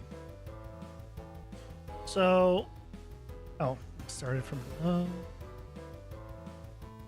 Right, so if we have this area, there's not really room to like have something in the middle here. It's a little too narrow. Although honestly, this is not that bad. I might move it here.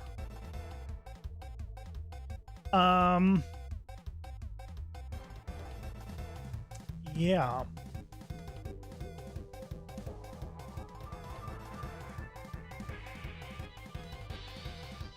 Might move it here.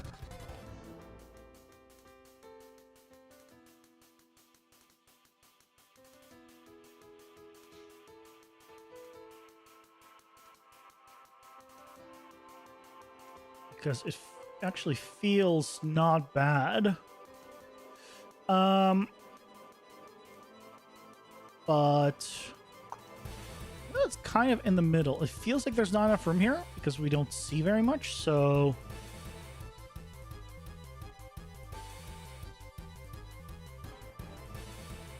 I'll make it a little bit smaller here.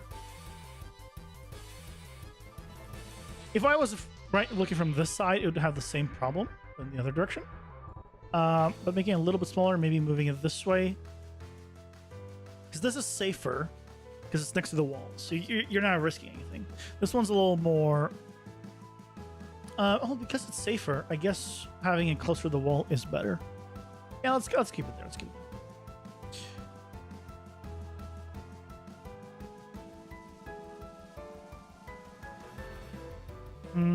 Well, actually, once I put this stuff in, it might not work anymore. We'll see.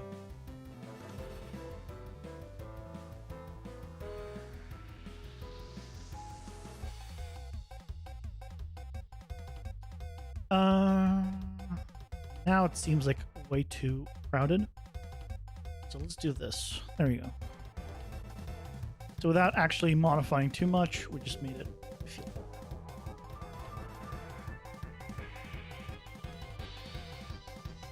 Yeah, I want something here. Do.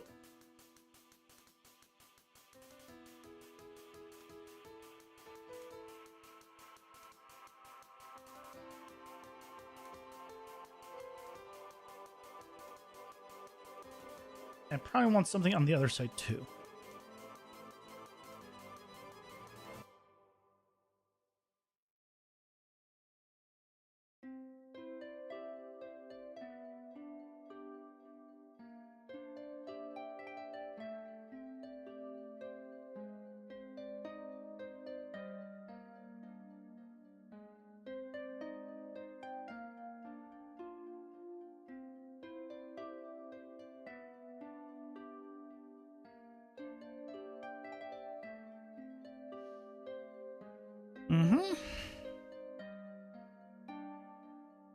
Kind of closes you in on this path without, being just outright walls.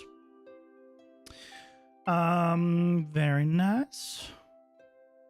Yeah, this stuff is not going to be enough, obviously, for the entire downstairs area here, but it will at least be a good start.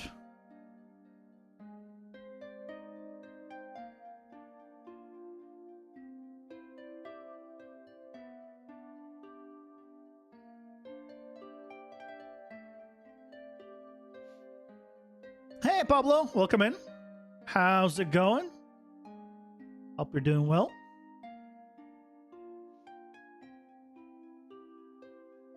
Welcome, welcome.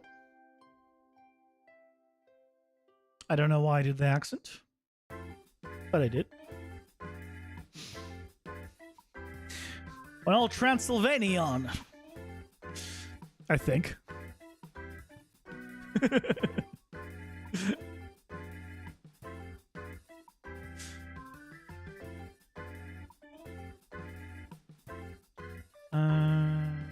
But all the way here. If I have stuff here, then it makes sense. Yeah.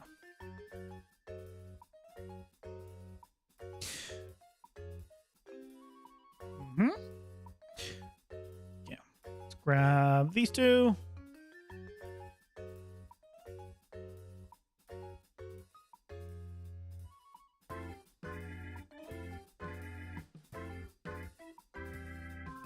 I love the end button. The end button is so nice. Just makes life so much easier.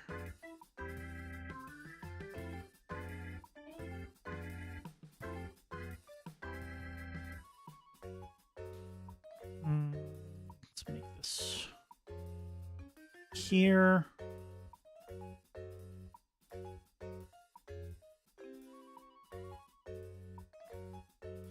And I kind of want to have like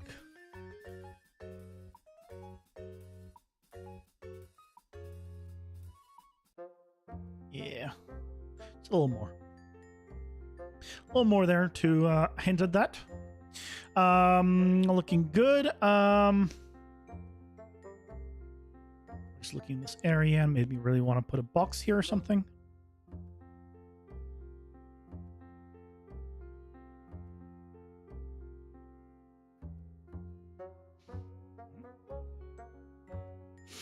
Okay.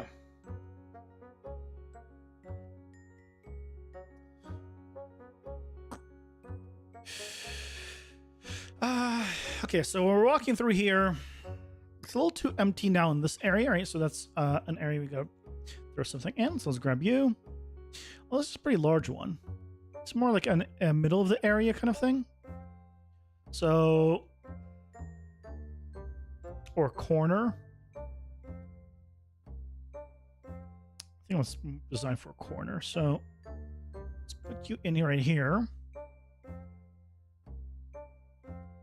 Let's change up the scale on these.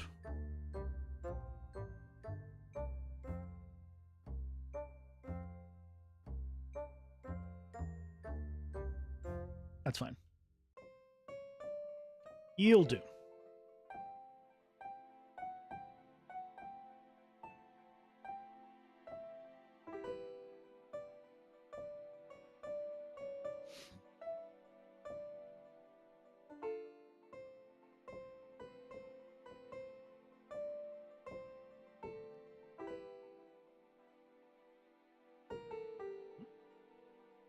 There you go. That's all I needed. Let's run through this real quick. Is this you want to hit play from here? It spawns me. Oh, it spawned me on the bottom one this time. It spawned me on the top one for some reason. So this is all good, right? We have the area back here. Like this feels good in size. I feel like I should put something else here. Like in this area in the middle.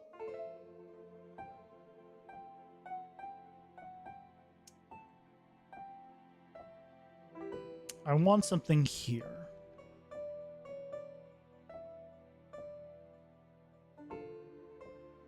He'll go here.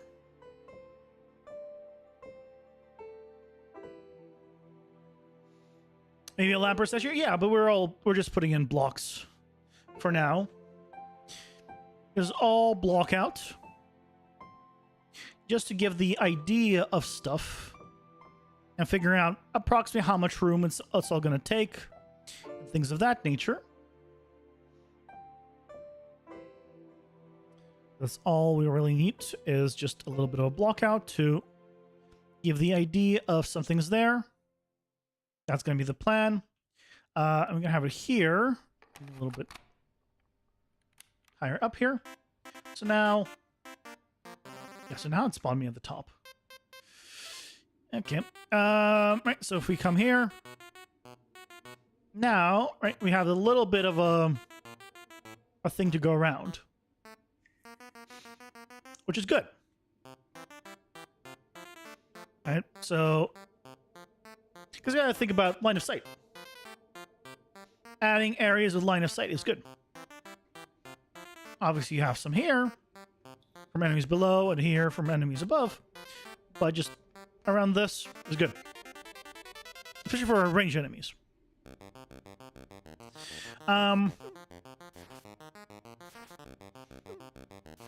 Okay, so let's tackle this little area. Probably these. Still a few of these.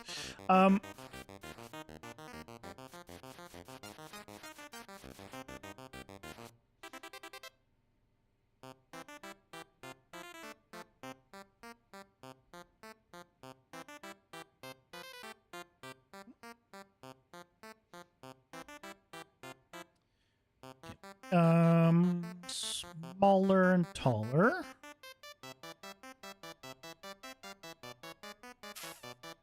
Skinnier, wider.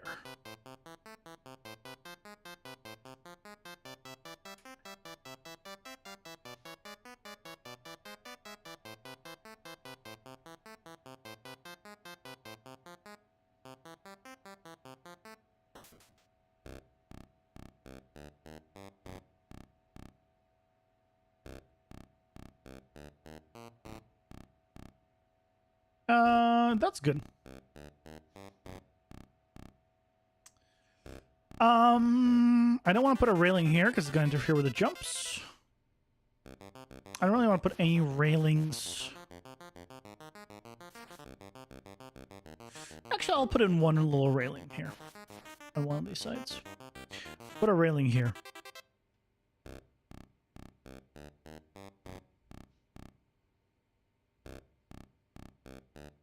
We'll still have the gap.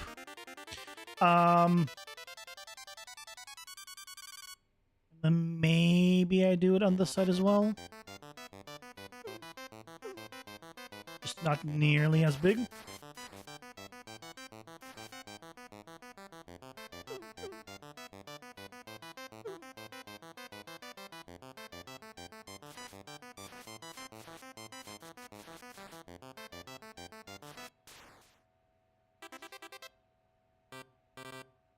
Yeah, that's a lot more interesting.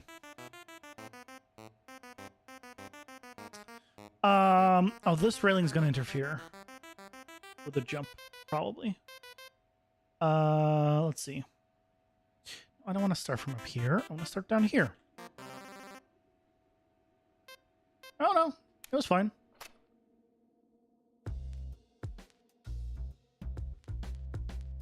That is a very worrisome jump over. I mean, when the level's open, right, it's a little less worrisome, but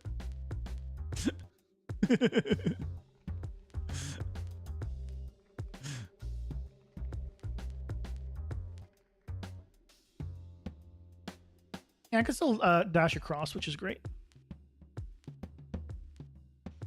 Okay. So that's the first kind of 2 levels. All placed in. Now let's work on the 3rd level.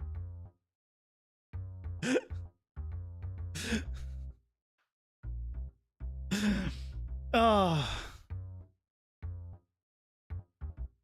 dear God.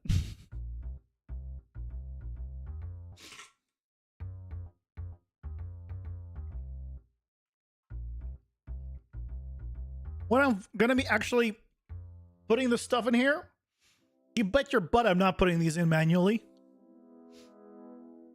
Like, when they're actually doing the assets, I'm gonna make some tool to place them around. Whatever it's gonna be. Right? I'll figure out some kind of either stack or generate or make a 1-button like press. One thing I actually did set up at my previous job is just a tool that allowed me to just select an asset and just click and place and drag kind of to get the scale and rotation and whatnot. So instead of like moving and then rotating and whatever, you just, with it selected, you just click and then just drag it out basically. You can rotate it all in one go, which made placing things a lot easier and faster. I never ended up recreating it locally. I think it's something I should do.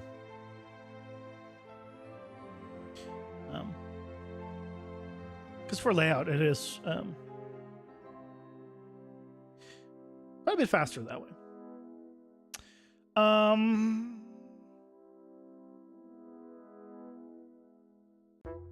Ads are here. Pausing for ads. Oh. It's ads time.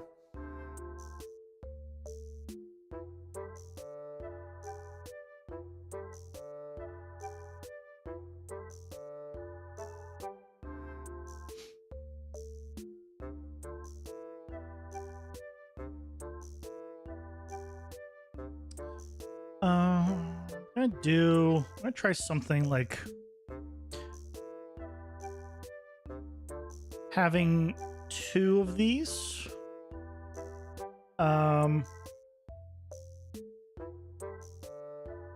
In the middle here. So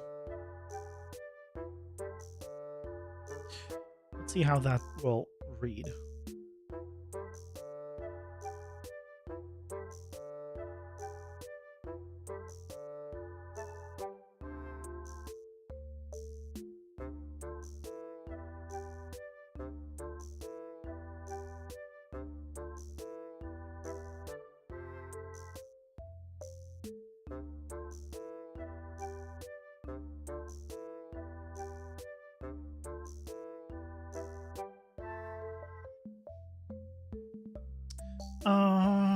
Let's see. So it doesn't give us a lot of room here, but I think that's good. There's a lot more room around this one. So this one's floating. This one also floating.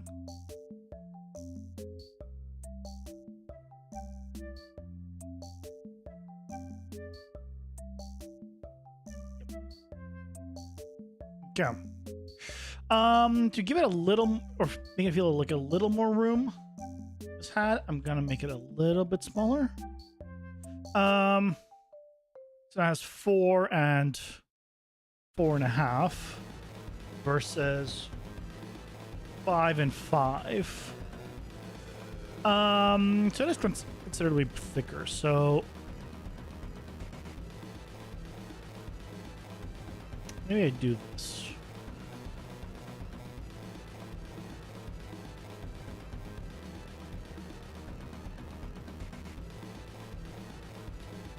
Yeah, that feels better.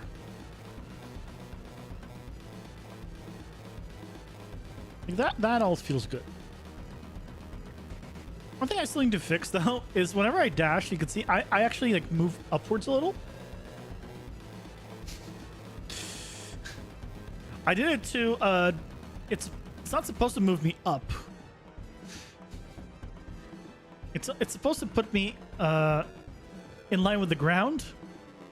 I don't know why it moves me up. It's something I need to fix down the line.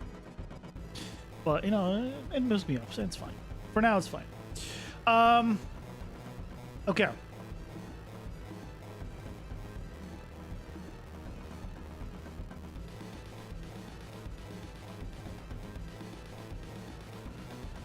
grab you guys. We can put you in the corner.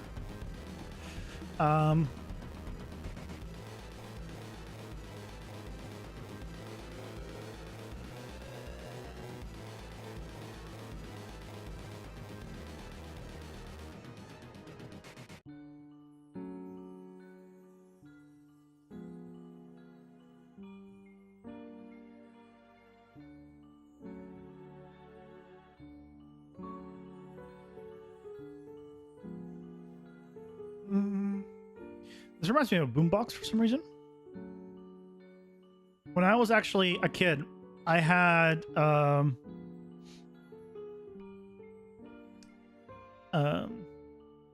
is that boombox? Or is that just like this, a very specific kind? I had like a stereo system. But I guess it was like a standalone thing. Now boombox is a very visual, like, either way, like I had it wasn't a boombox, it was like, or maybe it was like a more advanced one, but it had the option of playing CDs and cassettes. And back then, I did not listen to music at all.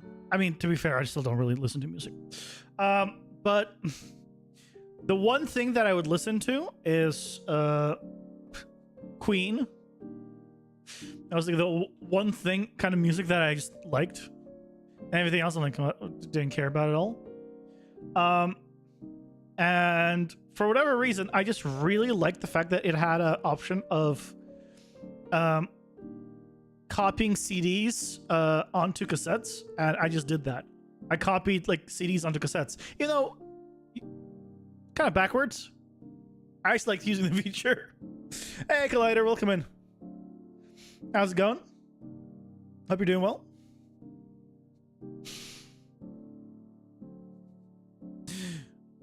Yeah, when I was a kid, the only thing I would listen to was Queen.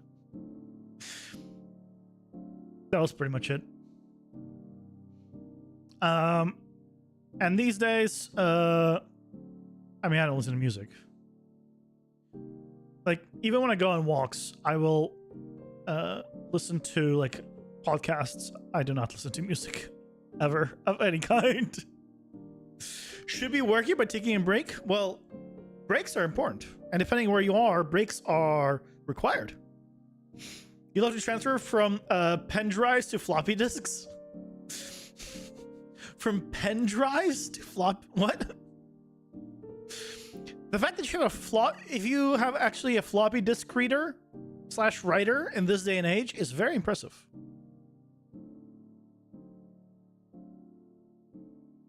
Like, that is just impressive.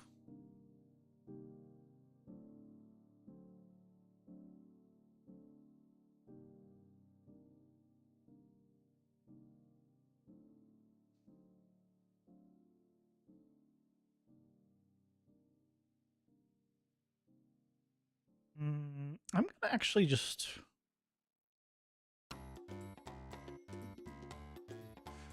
place another thing here to kind of make a makeshift corner railing with props. I remember, like, my previous computer I built myself. Well, the previous 2 computers I built myself. Previous computer I built didn't have like any drives, and but the one right before that I also built had like a DVD drive, and that was like when people were only starting to like convert from having everything digital to having everything digital, and I was like, no, I still need my drives. I mean, that's crazy. We're not all gonna have, you know, everything digital. I installed it at the time. Just like a decade ago. Maybe more. And I never ended up using it a single time. Just making fun of me because I copied CDs to cassettes? Yeah. This was when I was like a teenager. Like, I didn't have a CD player. I didn't listen to music, so I didn't have one. I didn't have a cassette player, so the only thing I had was like some randoms, like a Queen CD and cassettes of just random things that didn't matter to me. So I was, for fun, I would write one to the other and then I play it from the cassette because I just like the rewinding thing. You know, those. I mean, a lot of you guys are too young. Where I came from, when I was like second grade before, right, very early on, that's the age of like, we had rotary phone, and a lot of people are like, man, I remember the rotary phones. I used to hate people that had like the 8s or 9s in their number because you have to go and wait for it all to come back. And I remember when I was a kid, I loved 8s and 9s because I just loved going shh, and then just watching it go back and I was just like, this is awesome, this is fun. that was my fun. That was my definition of fun. What am I even talking about? Rotary phones. Yeah, I know. Rotating? No. Rotary phones. Let me teach you where phones came from. or one of the earliest phones. Can I get a large image here?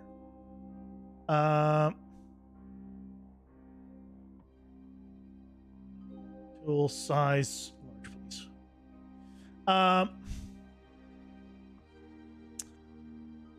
I hate that when you click an image and then you click view image, it doesn't give me a large. There it is. These.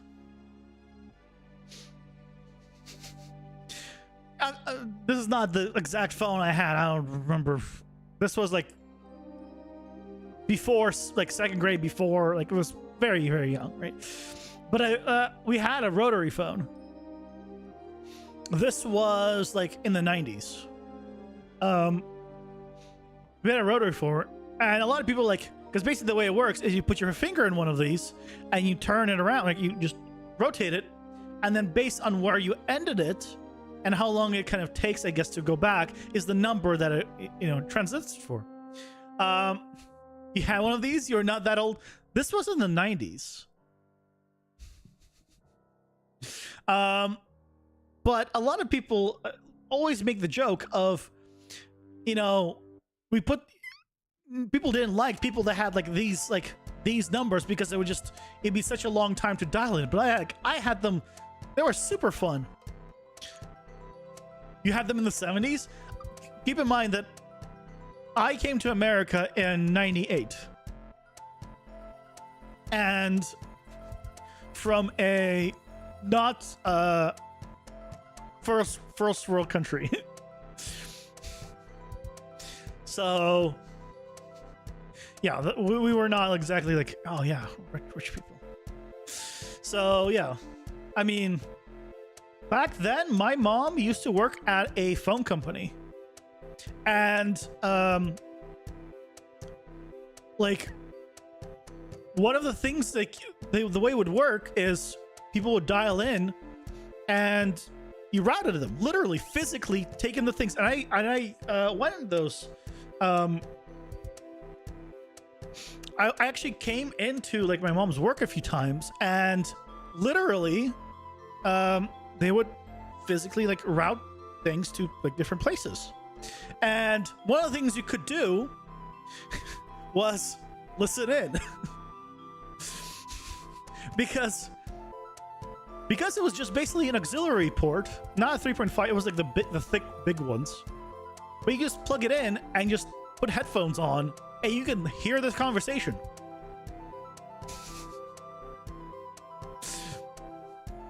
You can just do that. You've seen that in movies, yeah. That's how it was.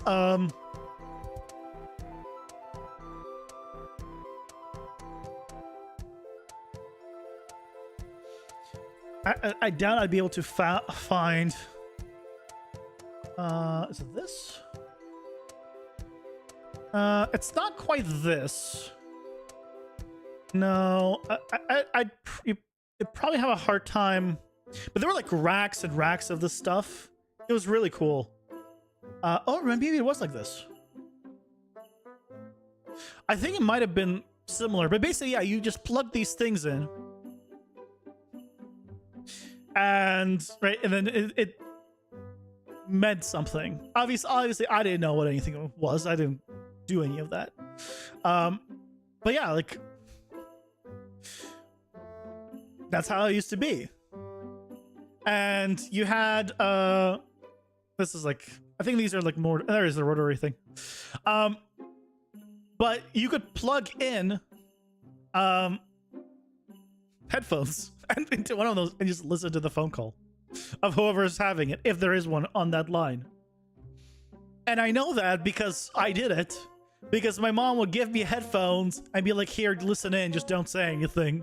Because right, she had to bring me to work for whatever reason, probably because no one could look after me, and to make sure that, you know, I stayed out of trouble and didn't break anything. Probably she was like, okay, go play with listening to people's conversations or something.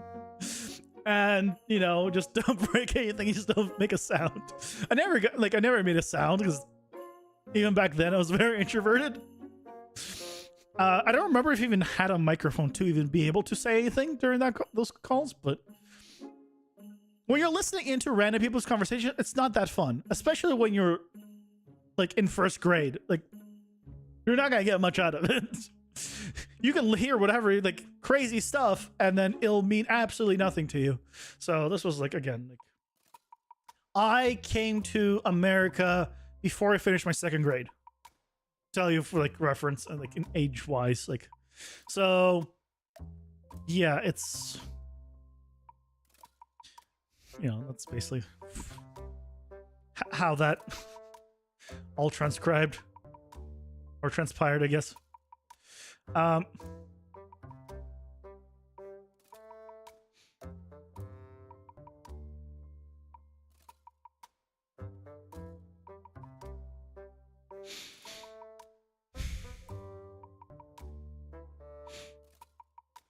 Was fun to return the to wait to return the number. Oh yeah. And in your house, you could unscrew the speaker on a phone and then listen to whoever else was on the other phone. Nice. Did I speak good English back then? No. When I came to America, I knew no English. These days, I know pretty much only English. I came into America when I was 8.5. So, effectively, when you're, I think it's, I think if you go to a new country before you're like around 9, you end up never having your original accent. I think once you hit 10 plus years, you retain a little bit of your original accent. But when you're that young and you start learning the language, whatever your original accent would have been just doesn't exist. That's why my accent is just American.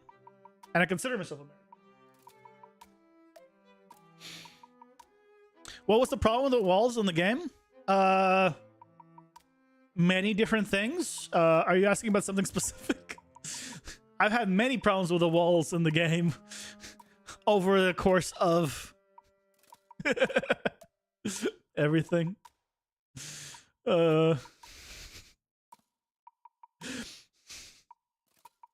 But now it's all working correctly. Right, for now. Just wait, I'll break it, you know, eventually again, but for now.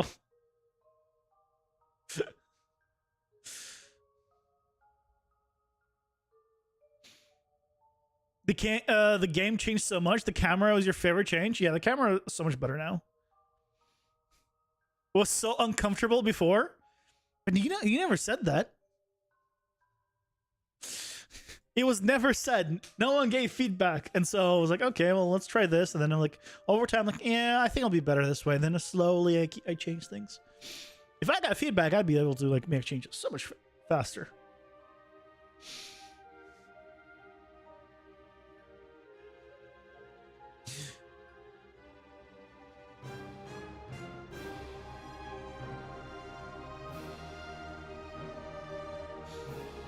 You were new to the stream back then?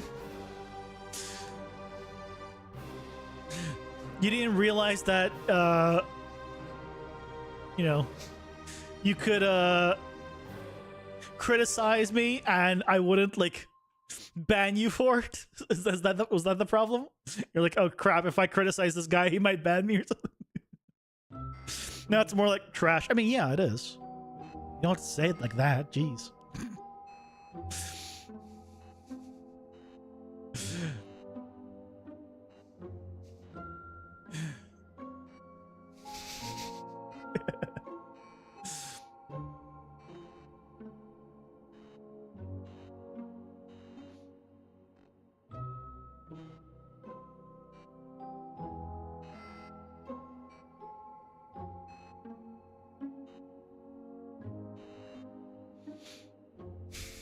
You didn't know what I would make as a game?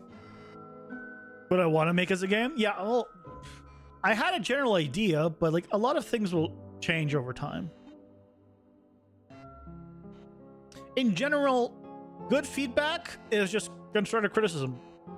In general, if you say, hey, like, if you were to, let's say the camera does not feel good,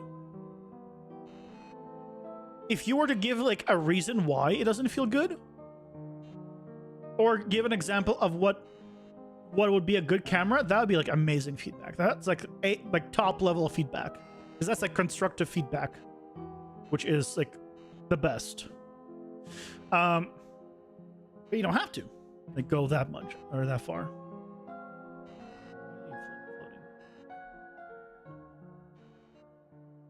It's floating.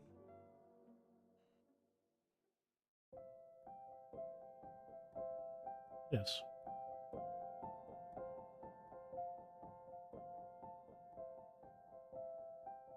Everything else floating? Oh my god, it's floating.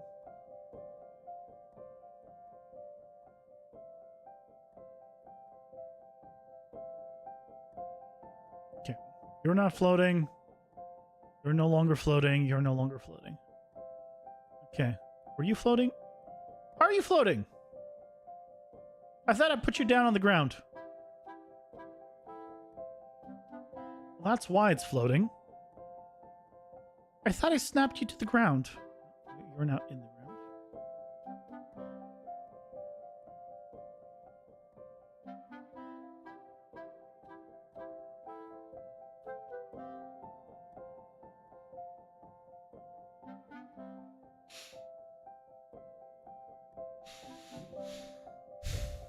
It's good to see how others have problems too. I mean, yeah. And how they resolve that. Yeah, I have lots of problems, but the fun part is solving those problems. When people come and say it looks awesome, why don't you do it 3D? Oh, like for the characters? I mean, that's fine. That's a perfectly reasonable question. I mean, genuinely, I'm doing it 2.5D because one, I like the aesthetic, but two, it's easier. Because I don't need to worry about bones and actual like proper smooth rigging and stuff. that's a big one. Right, that's a big deal.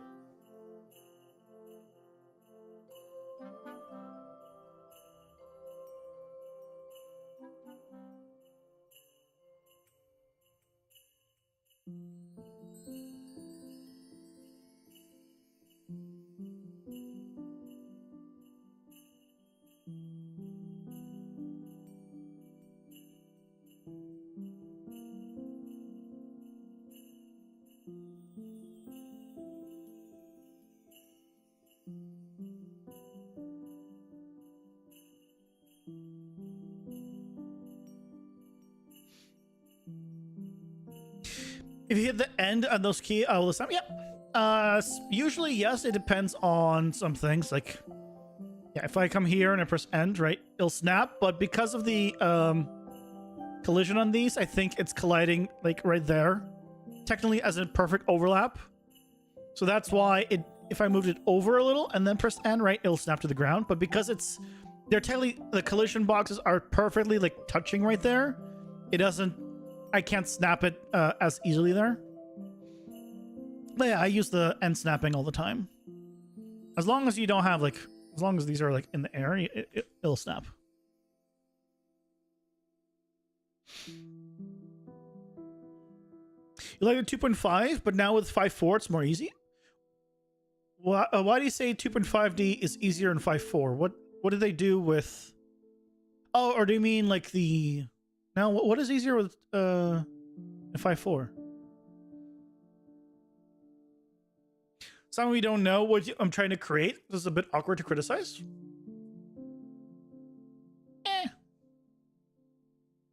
If you don't know what I'm trying to create, you can ask. He's talking about rigging? Ah. Well, a lot of times rigging is not done in Unreal. It's only recently where you can now rig in Unreal, but you know, rigging still wasn't like, it's not like a, just because you can do it in Unreal doesn't mean you have to do it in Unreal. So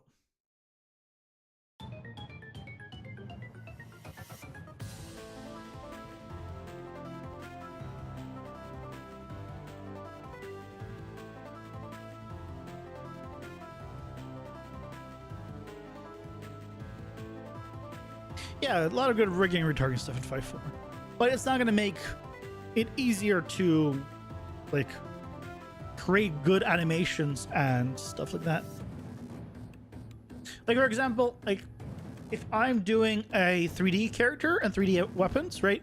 You want to make sure your traces are fit the weapon.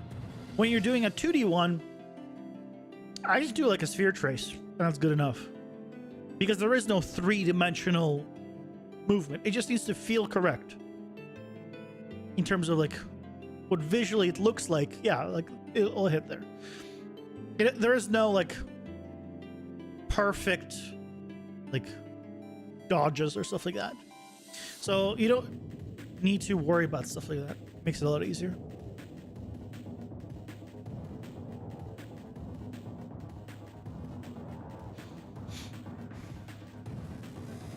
But yeah, you can play around with like, or at some point the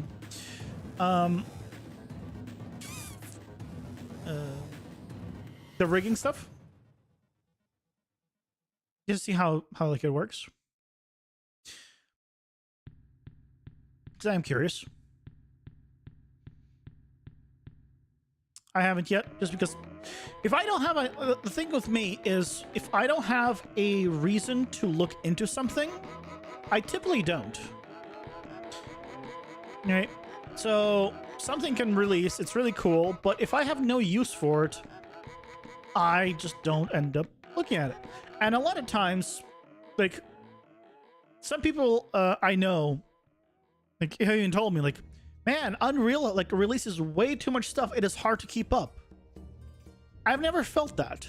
I've never felt that Unreal releases things too much or too fast that's hard to keep up, because you don't have to keep up with everything. Make a note for yourself. Hey, PCG came out. Are you doing some of the PCG right now? No? Then don't worry about it, because it's going to change. In a couple of versions, it'll be different.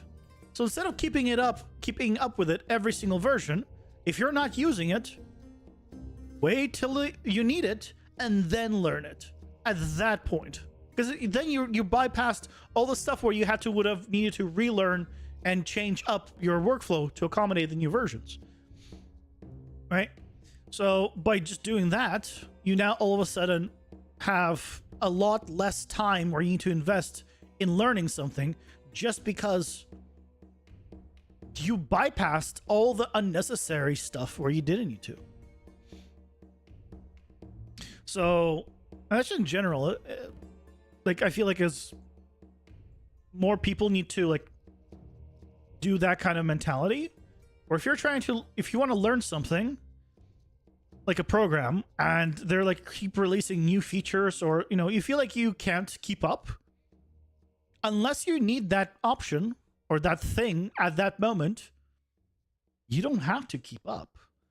Wait. Once you need it, learn it then. Now, with this, I am assuming that you can learn things quickly. I can pick things up like really quickly. I know that about myself. If you don't pick up things quickly, I mean, even then, I think it still stands. Where if you don't pick up things quickly, then why would you waste more time learning something where you don't need to, right? So I think in both scenarios, actually, it fits.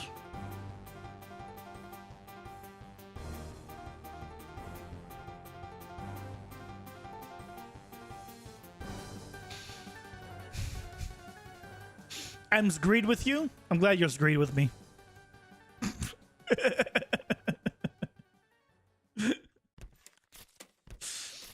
I'm glad.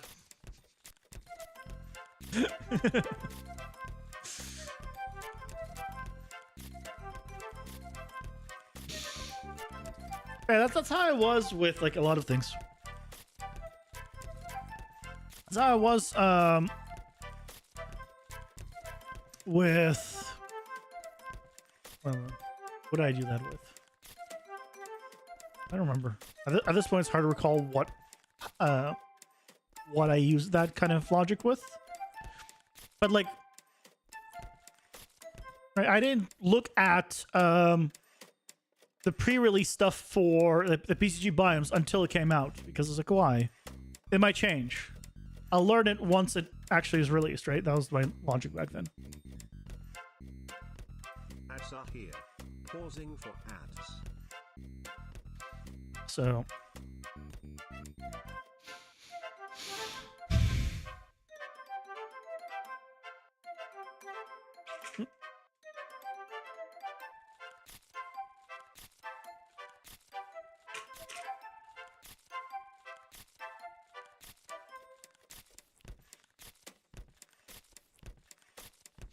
yeah, I'm gonna get done with like 2 rooms. To be fair, they're 2 large rooms, not 2 regular sized rooms. But still, one stream should get done with 2 rooms. Oh man. I mean, you use PCG in some way in this game? Oh, absolutely. 100%. A lot of these like props are probably gonna be either done with PCG or something else to auto-populate this the stuff here. I'm not gonna be manually placing all the stuff. Nope. Like whatever like kind of stuff that I'm gonna want to have like variations of, I'm gonna either create a blueprint or a PCG probably. And then what I can do basically, right? If I, for example, wanted things in this area, maybe I create a system and then I just place blocks with a tag, and then wherever those boxes with a tag are, these will spawn, or vice versa. I'll cut them out, or you know, whatever. I can just do stuff like that with PCG and just automate that process. I just need the assets basically, and then how do I want them to kind of fit together? Yeah, I'm not gonna... No way in hell am I going to be building it all manually. That's not happening.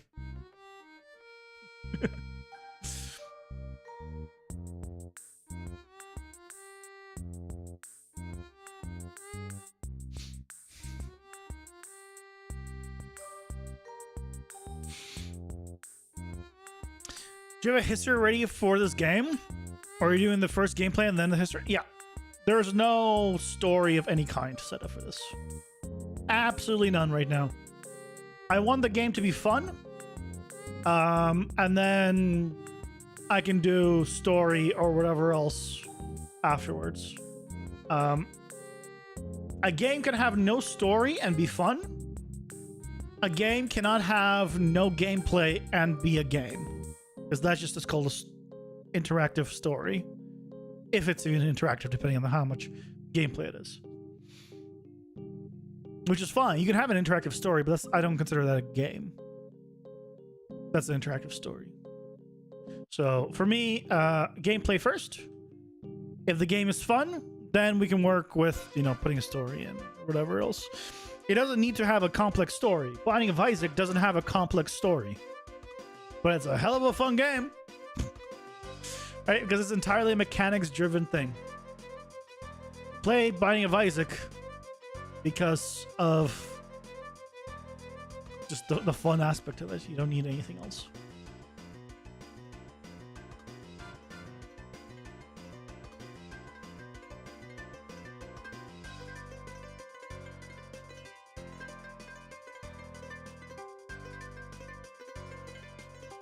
So yeah, maybe like over time, like I'll think of some stuff that I like want to do specifically for it. By the current moment, just not something that I'm even like entertaining in terms of like what do I want to do or stuff,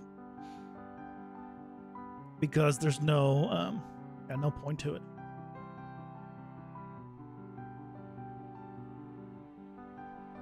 Maybe you guys will come up with a story, and then I'll just nick it. No, it wouldn't be like that, but we can come up with a story together that I will use.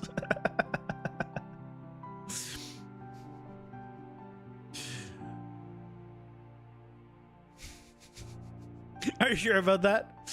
Yeah, right. I'm giving you guys too much credit. You would never come up with something for me.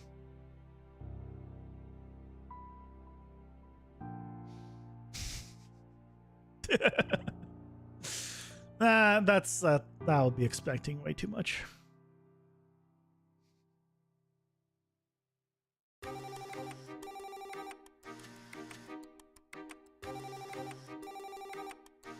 Let me have this game as your idea.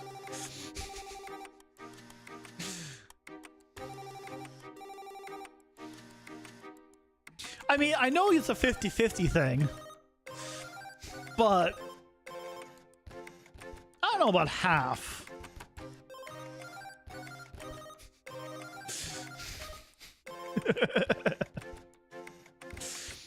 I'd say 75%. You know, you gotta give yourself a little more credit than that. I feel like you're selling yourself short on that one.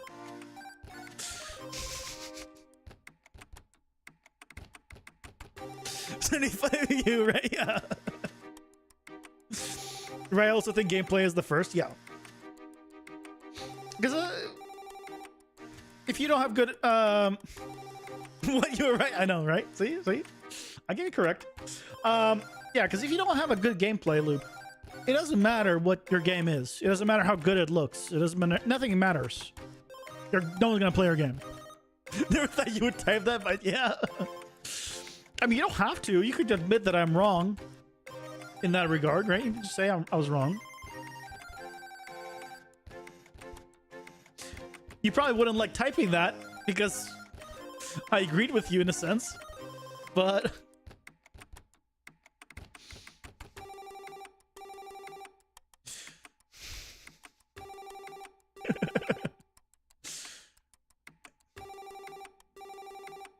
okay.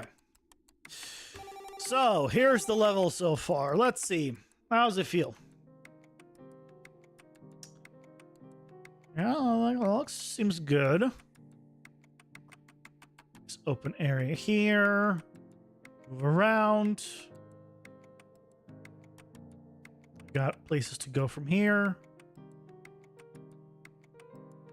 In this area, that looks good. Let's come down here. Okay, let's check out this area. Okay, nice little hallway. Seems good. Nice thing is these ones, yeah, I can't jump on top of, but I could come and jump this way through them. This seems good.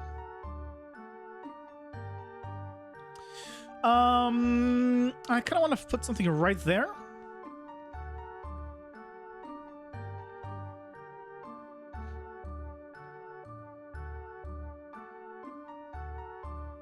I want to offset these two or make more on one side.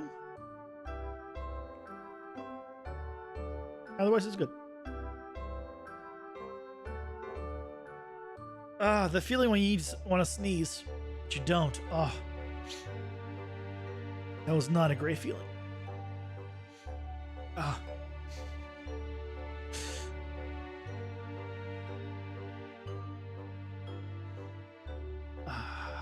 Now my nose is like itchy after wanting to sneeze.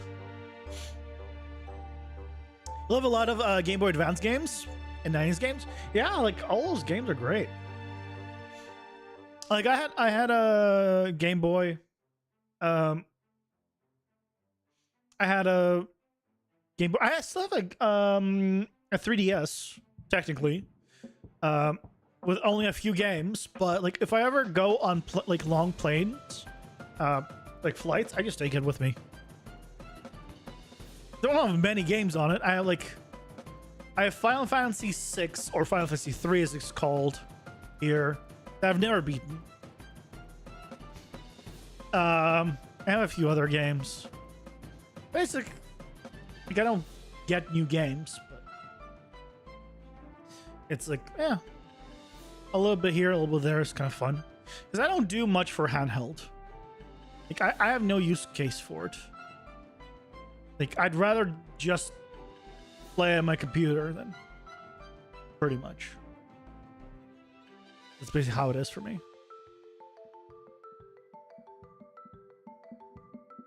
There you go. Okay. Jesus Christ. We did it. One game I remember playing, because actually when I was younger, this is like way after the Game Boy, like the new Game Boys came out. I think it was like even on 3DS. Even when I had a 3DS, I got the Game Boy Advanced emulator like when I was like super young, and like the games I used to play were freaking Yu-Gi-Oh. That's pretty much all I played when I downloaded it. I just played the Yu-Gi-Oh games. I don't know why. I really like Yu-Gi-Oh for whatever reason.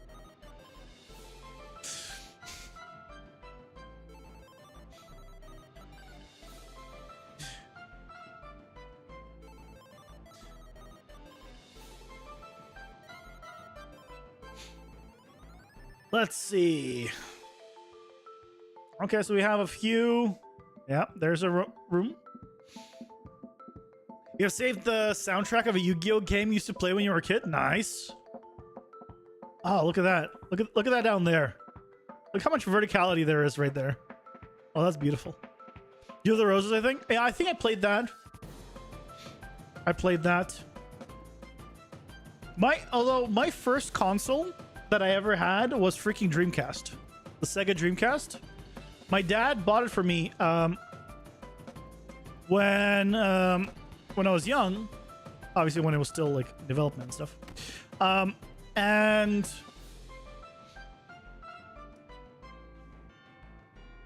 it's from appears way too often.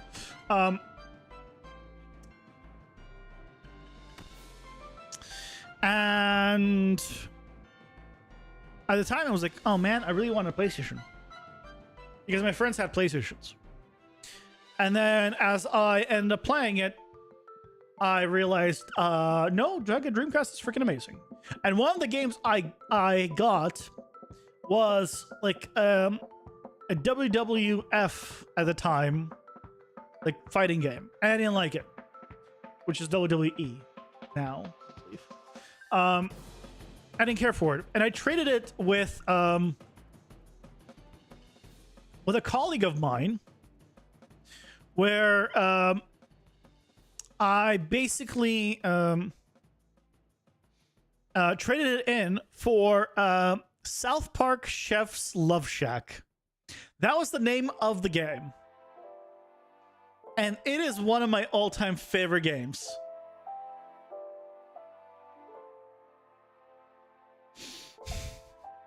Which is basically this. I'm not kidding about that name. South Park Chef's Love Shack is the name of the game. And it was basically mini games combined with a quiz show. Like, it was just mini games. Keep your eye on the chicken loving freak. Pick his hiding place and waste him. Shooting fuzzy animals sucks ass. Like, this was such a like when I was young, like I loved South Park even back then, and like it was just a lot of fun. It was like you could do single player or you could do 4-player co-op. It had co-op games and it had single player games,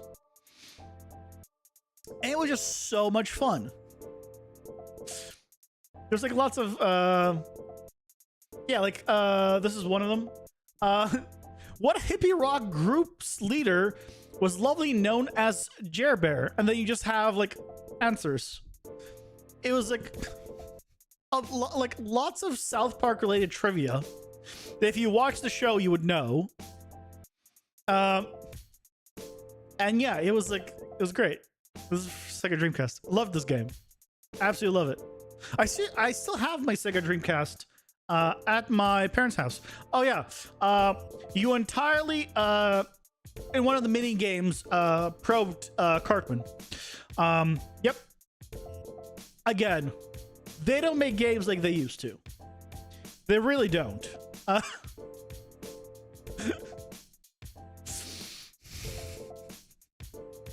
So yeah, it was good stuff. Yeah, there were lots of... Yeah, there was a memory game, I believe, that involved a monkey with 4 butts. It was just silly. Just silly fun. Your second console was PS2 many years later? Yeah, I started with a Dreamcast and went to a PS2 as well. Then PS3, then PS4, then PS5. I had a Wii for a limited time. That's a annoying story within itself. Basically, I had a Wii.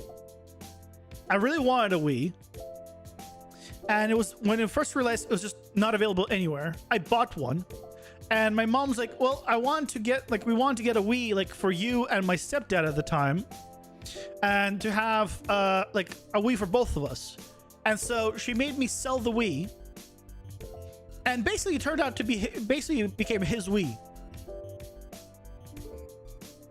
Because it was basically went to the living room and he modified it. Like, obviously, it's not mine.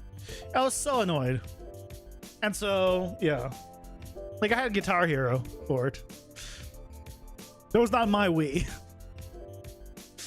So I bought a Wii and I had to sell it. And so I was annoyed. I was really annoyed.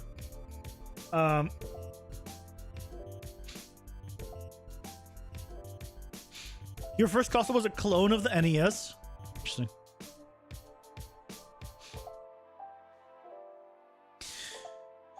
But yeah, so I started, I had a Wii at some point. But not for long. For a while I had it.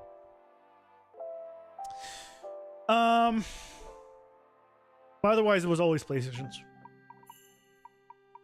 I think I bought the Xbox 360 from my stepbrother at one point with a bunch of his games for like cheap because I could, and I always wanted to, like, he was gonna throw it out. I was like, look, I'll buy it off of you. So then he sent it to me. I didn't play any of the games. But I'm not like I don't have like I'm not a PlayStation fanboy. I'm not like a Xbox fanboy. Like, I'm a PC fanboy, if anything. But yeah, even though I have a PS5 right now on my desk and I have a PS4 like back there on a shelf. Like, cool. I only have like 4 games for the PS4 that I bought or something like that. I literally bought a PS4 Pro for Horizon Zero Dawn. Horizon Zero Dawn for me was a $500 game and was worth every penny. It is one of my all-time favorite games. The second one was also great. I platinumed the first one, and then it came out New Game Plus, and I platinumed Zero Dawn again on New Game Plus difficulty. So I played the hardest and then the hardest yet again. And this the new one, Frozen Wilds, I also platinumed.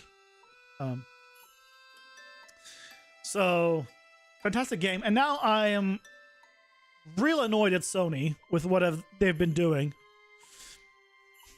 And now, because it is one of the Sony games. So, yeah, I don't know. I want to play the third one, but at the same time, I don't really want to support Sony right now. So we'll see.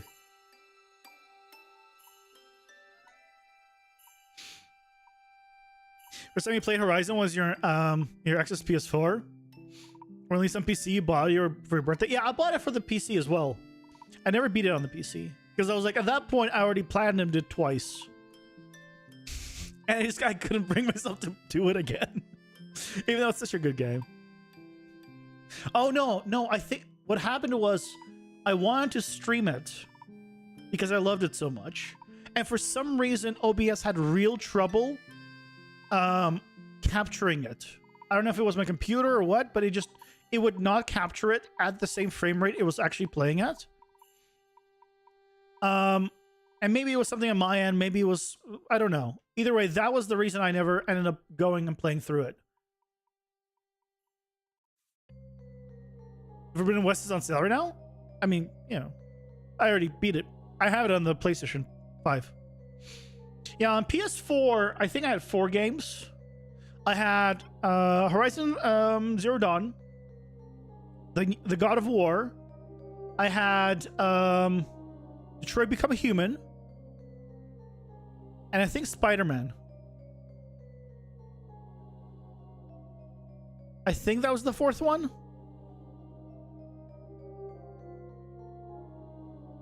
I think that's it. Detroit Become Human also was a great game.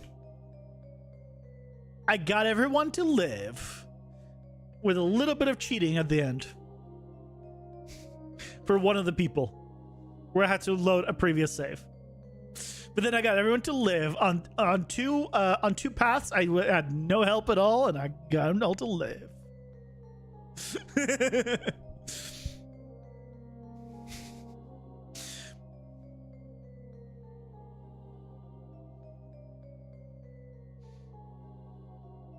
And the last one that sounds very anxiety inducing. So you're out.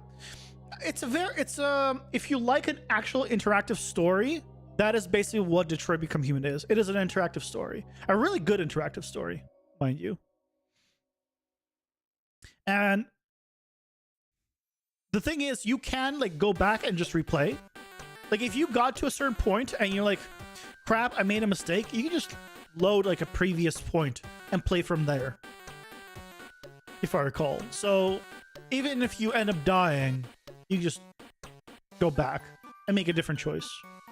So you can experience different outcomes.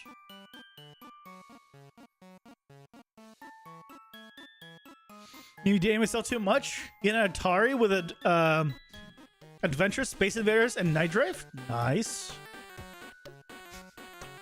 I mean, you say you're dating yourself too much, but what is really dating yourself too? I think dating yourself too much would be like going out to to dinner by yourself with gifts and flowers for yourself, and then having a romantic evening solo, going home, and yeah, that'd be maybe dating yourself too much. Everything else I think is fine.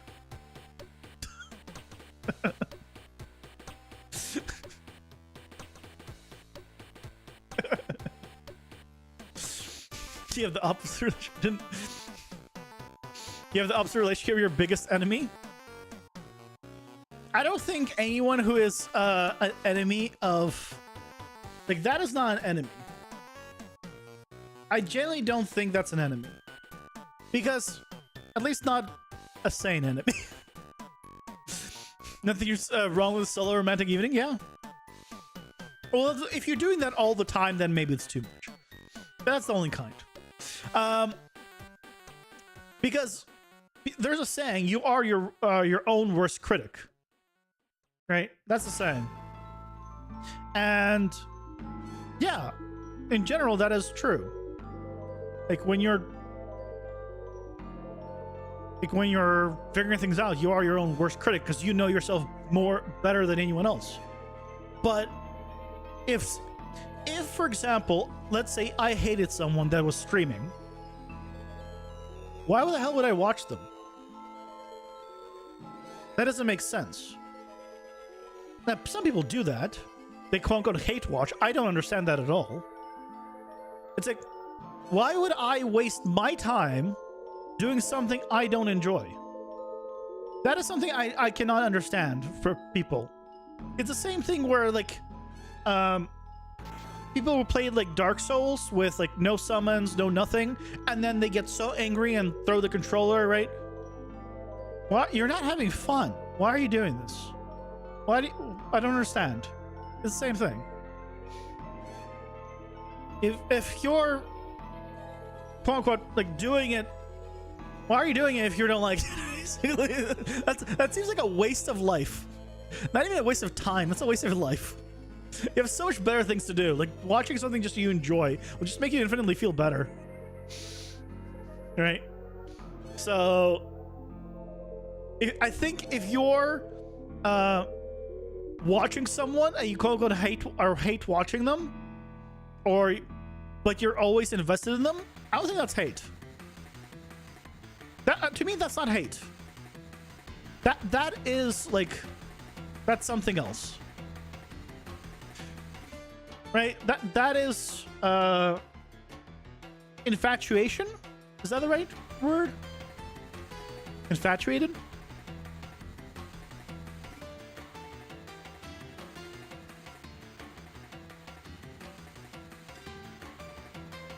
Well, infatuated is short-lived passion or admiration for someone. But depending on how long it lasts, it could be infatuation. For your, I wouldn't call it stalking. Stalking is a very extreme version, because that usually involves like going above and beyond, like checking where they are, like when they're offline, or assuming that we're talking about like a streamer. Like that's like police, worthy things. But yeah, it's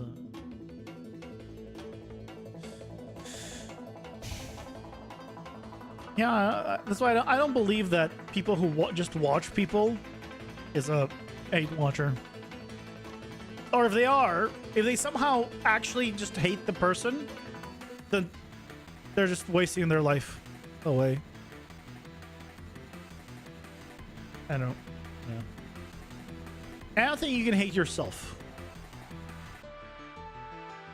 You can dislike some things about yourself, but if you actually hated it, I think you would do something about it.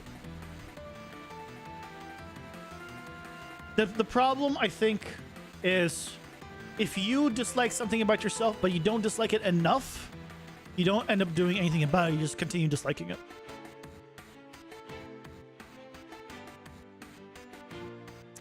That's how I see it.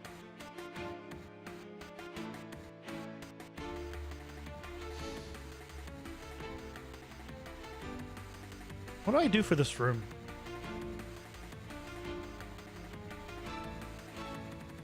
Maybe they love the feeling of hate.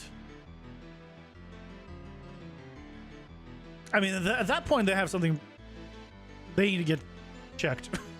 I think. Although I mean, I guess you could be like Markiplier and be a masochist. I mean, I guess that's possible. Some people like pain. By the way, people who enjoy spicy foods are masochists. Did you know? We don't have a taste sensor to taste spice. Spice is literally a pain response. So people who love spicy food and who have built up tolerance to it have built up tolerance to the pain. So they're a masochist. Maybe for that specific thing, but they're a masochist for that specific thing.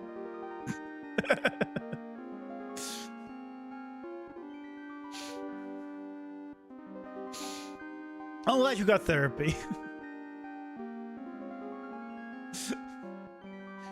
Your own worst enemy, you wouldn't have gotten therapy if that was the case. I'm glad you did.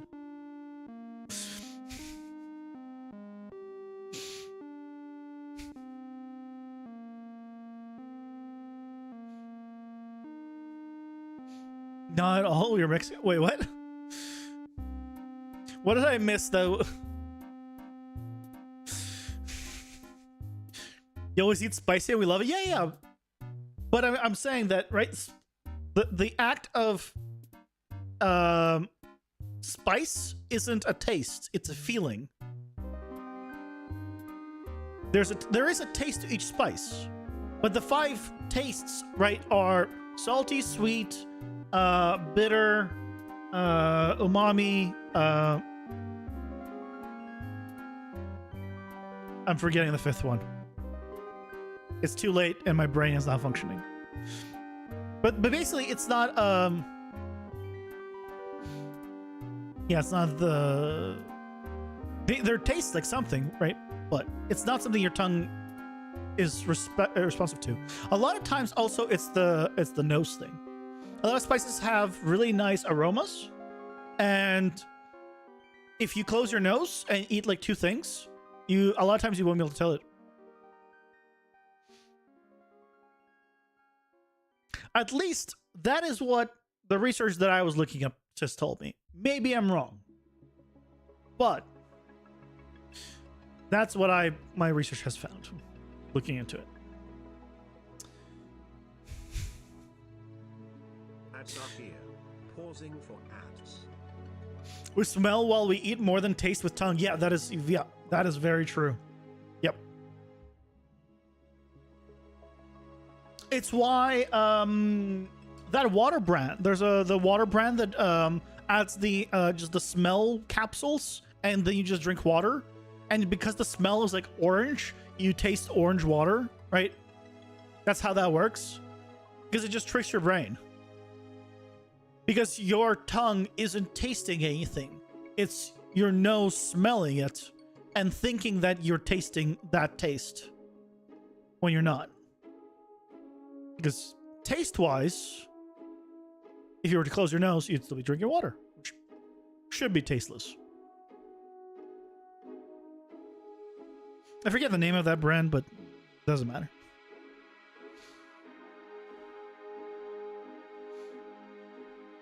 Chili had, yeah, chili.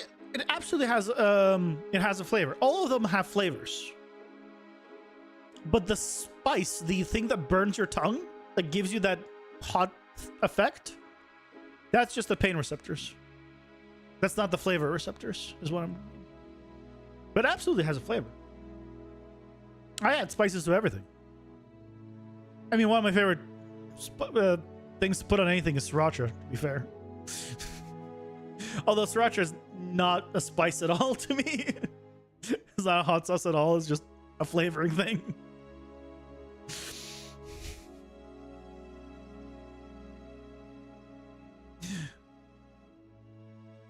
What the hell do we do with this room, guys? I don't know how to make this room more interesting. In shape.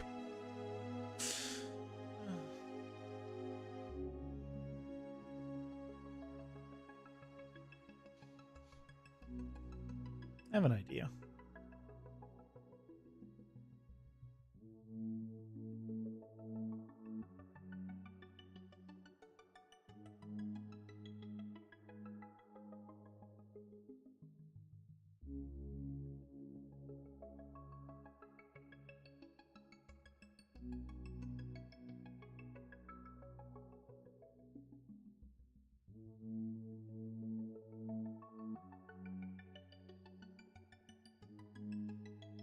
Well, it gives reasons to like knock enemies this way at least.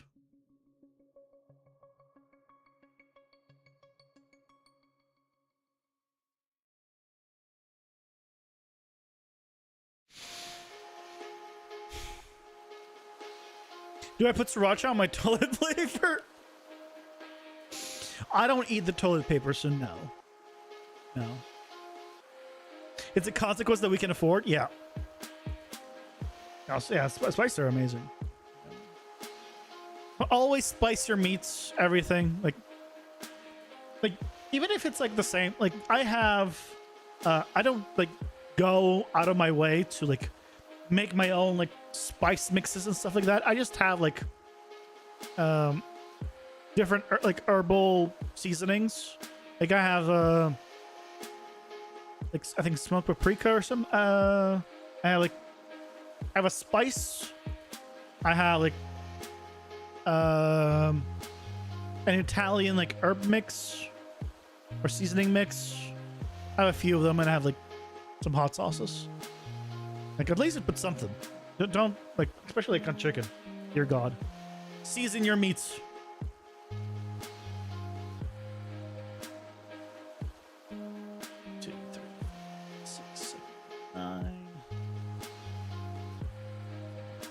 Seven, eight. Holy crap, I actually got it even on both sides. That was not even intentional. That was not even intentional. What if I also... What if I also...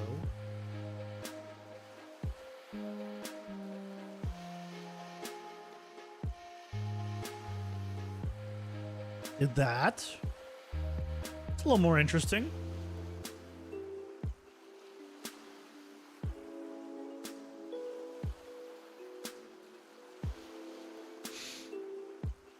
I'm trying to find something to make this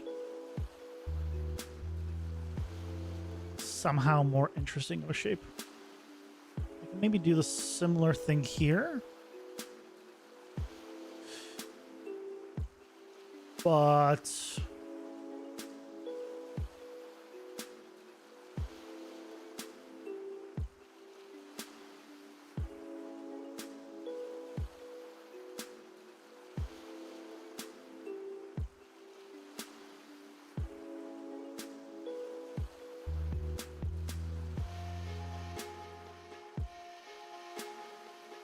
no, I want to be able to jump that. So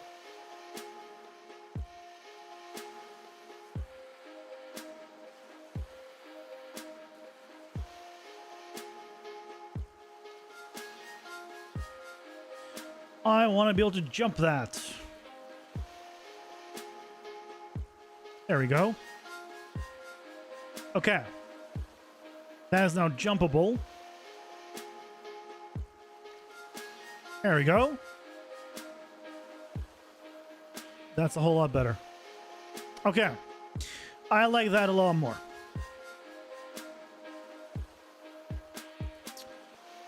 So we can jump here, we can jump here, jump diagonally. That's a lot more interesting. It's a lot great, but I think we put stuff in the middle here to break things up. This can be more of an open area. Yeah, I think this is a better start. Okay. But I think that's where we're going to call it tonight. We did 2 large rooms. We did this entire thing. And we did this room. Pretty good. Did I make the animation in 2D on hand? No. The character that you're seeing is Manny. The actual mannequin. Like this is Manny. And I have a 3D to 2D workflow that I convert him into a directional sprites. Because doing this manually for every single animation in a direction manually, I think anyone would go crazy. At least I don't know anyone that is willing to give me a directional animation created by scratch. I mean, it'll probably look amazing, but boy, would it probably be very expensive to get someone to do that.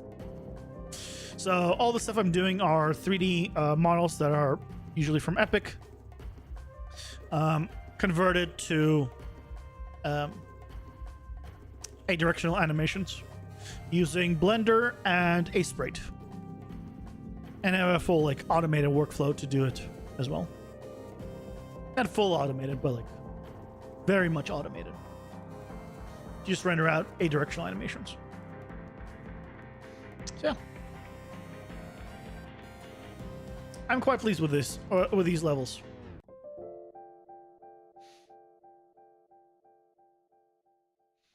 And hopefully the new update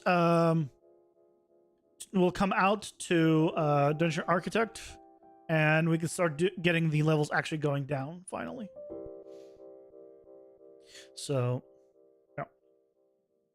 I need to beg. Yeah, those, of course, the levels we're seeing down there are not the ones that are the finished ones. Oh, for a moment it looked so nice. Come on, give me one spawn up top where I can just look down at my creations. No? One more try.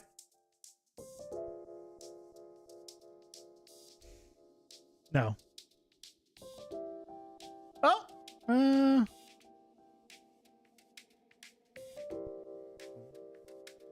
Clear you. Hey, yeah, we're starting to get some, right? There we go. There we go. There's some rooms. Yeah, if you come from here. Yeah, that's what we want to see. Where you can see down below and actually experience like all the intricate levels and see it all from a distance. I think once there's like depth of field and fog and things like that actually to set up to give you that sense of depth as well, I think it's gonna look real nice. It's gonna look real nice.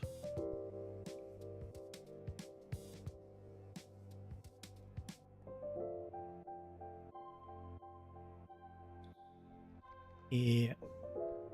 I might make the walls after a certain distance be at max, like half down, never be like fully down.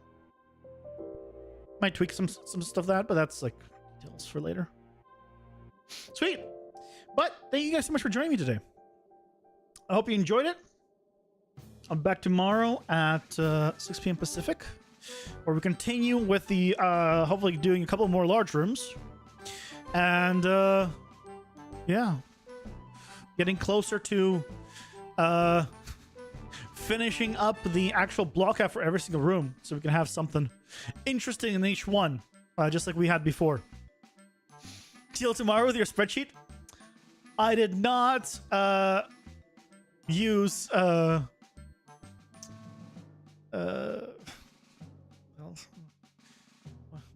the what's the word? No, not post shave. Aftershave. I have not used aftershave before. I did not drink it before. Today was my first time drinking aftershave. If you prove that I have drunk it before somehow, I have something I can give you.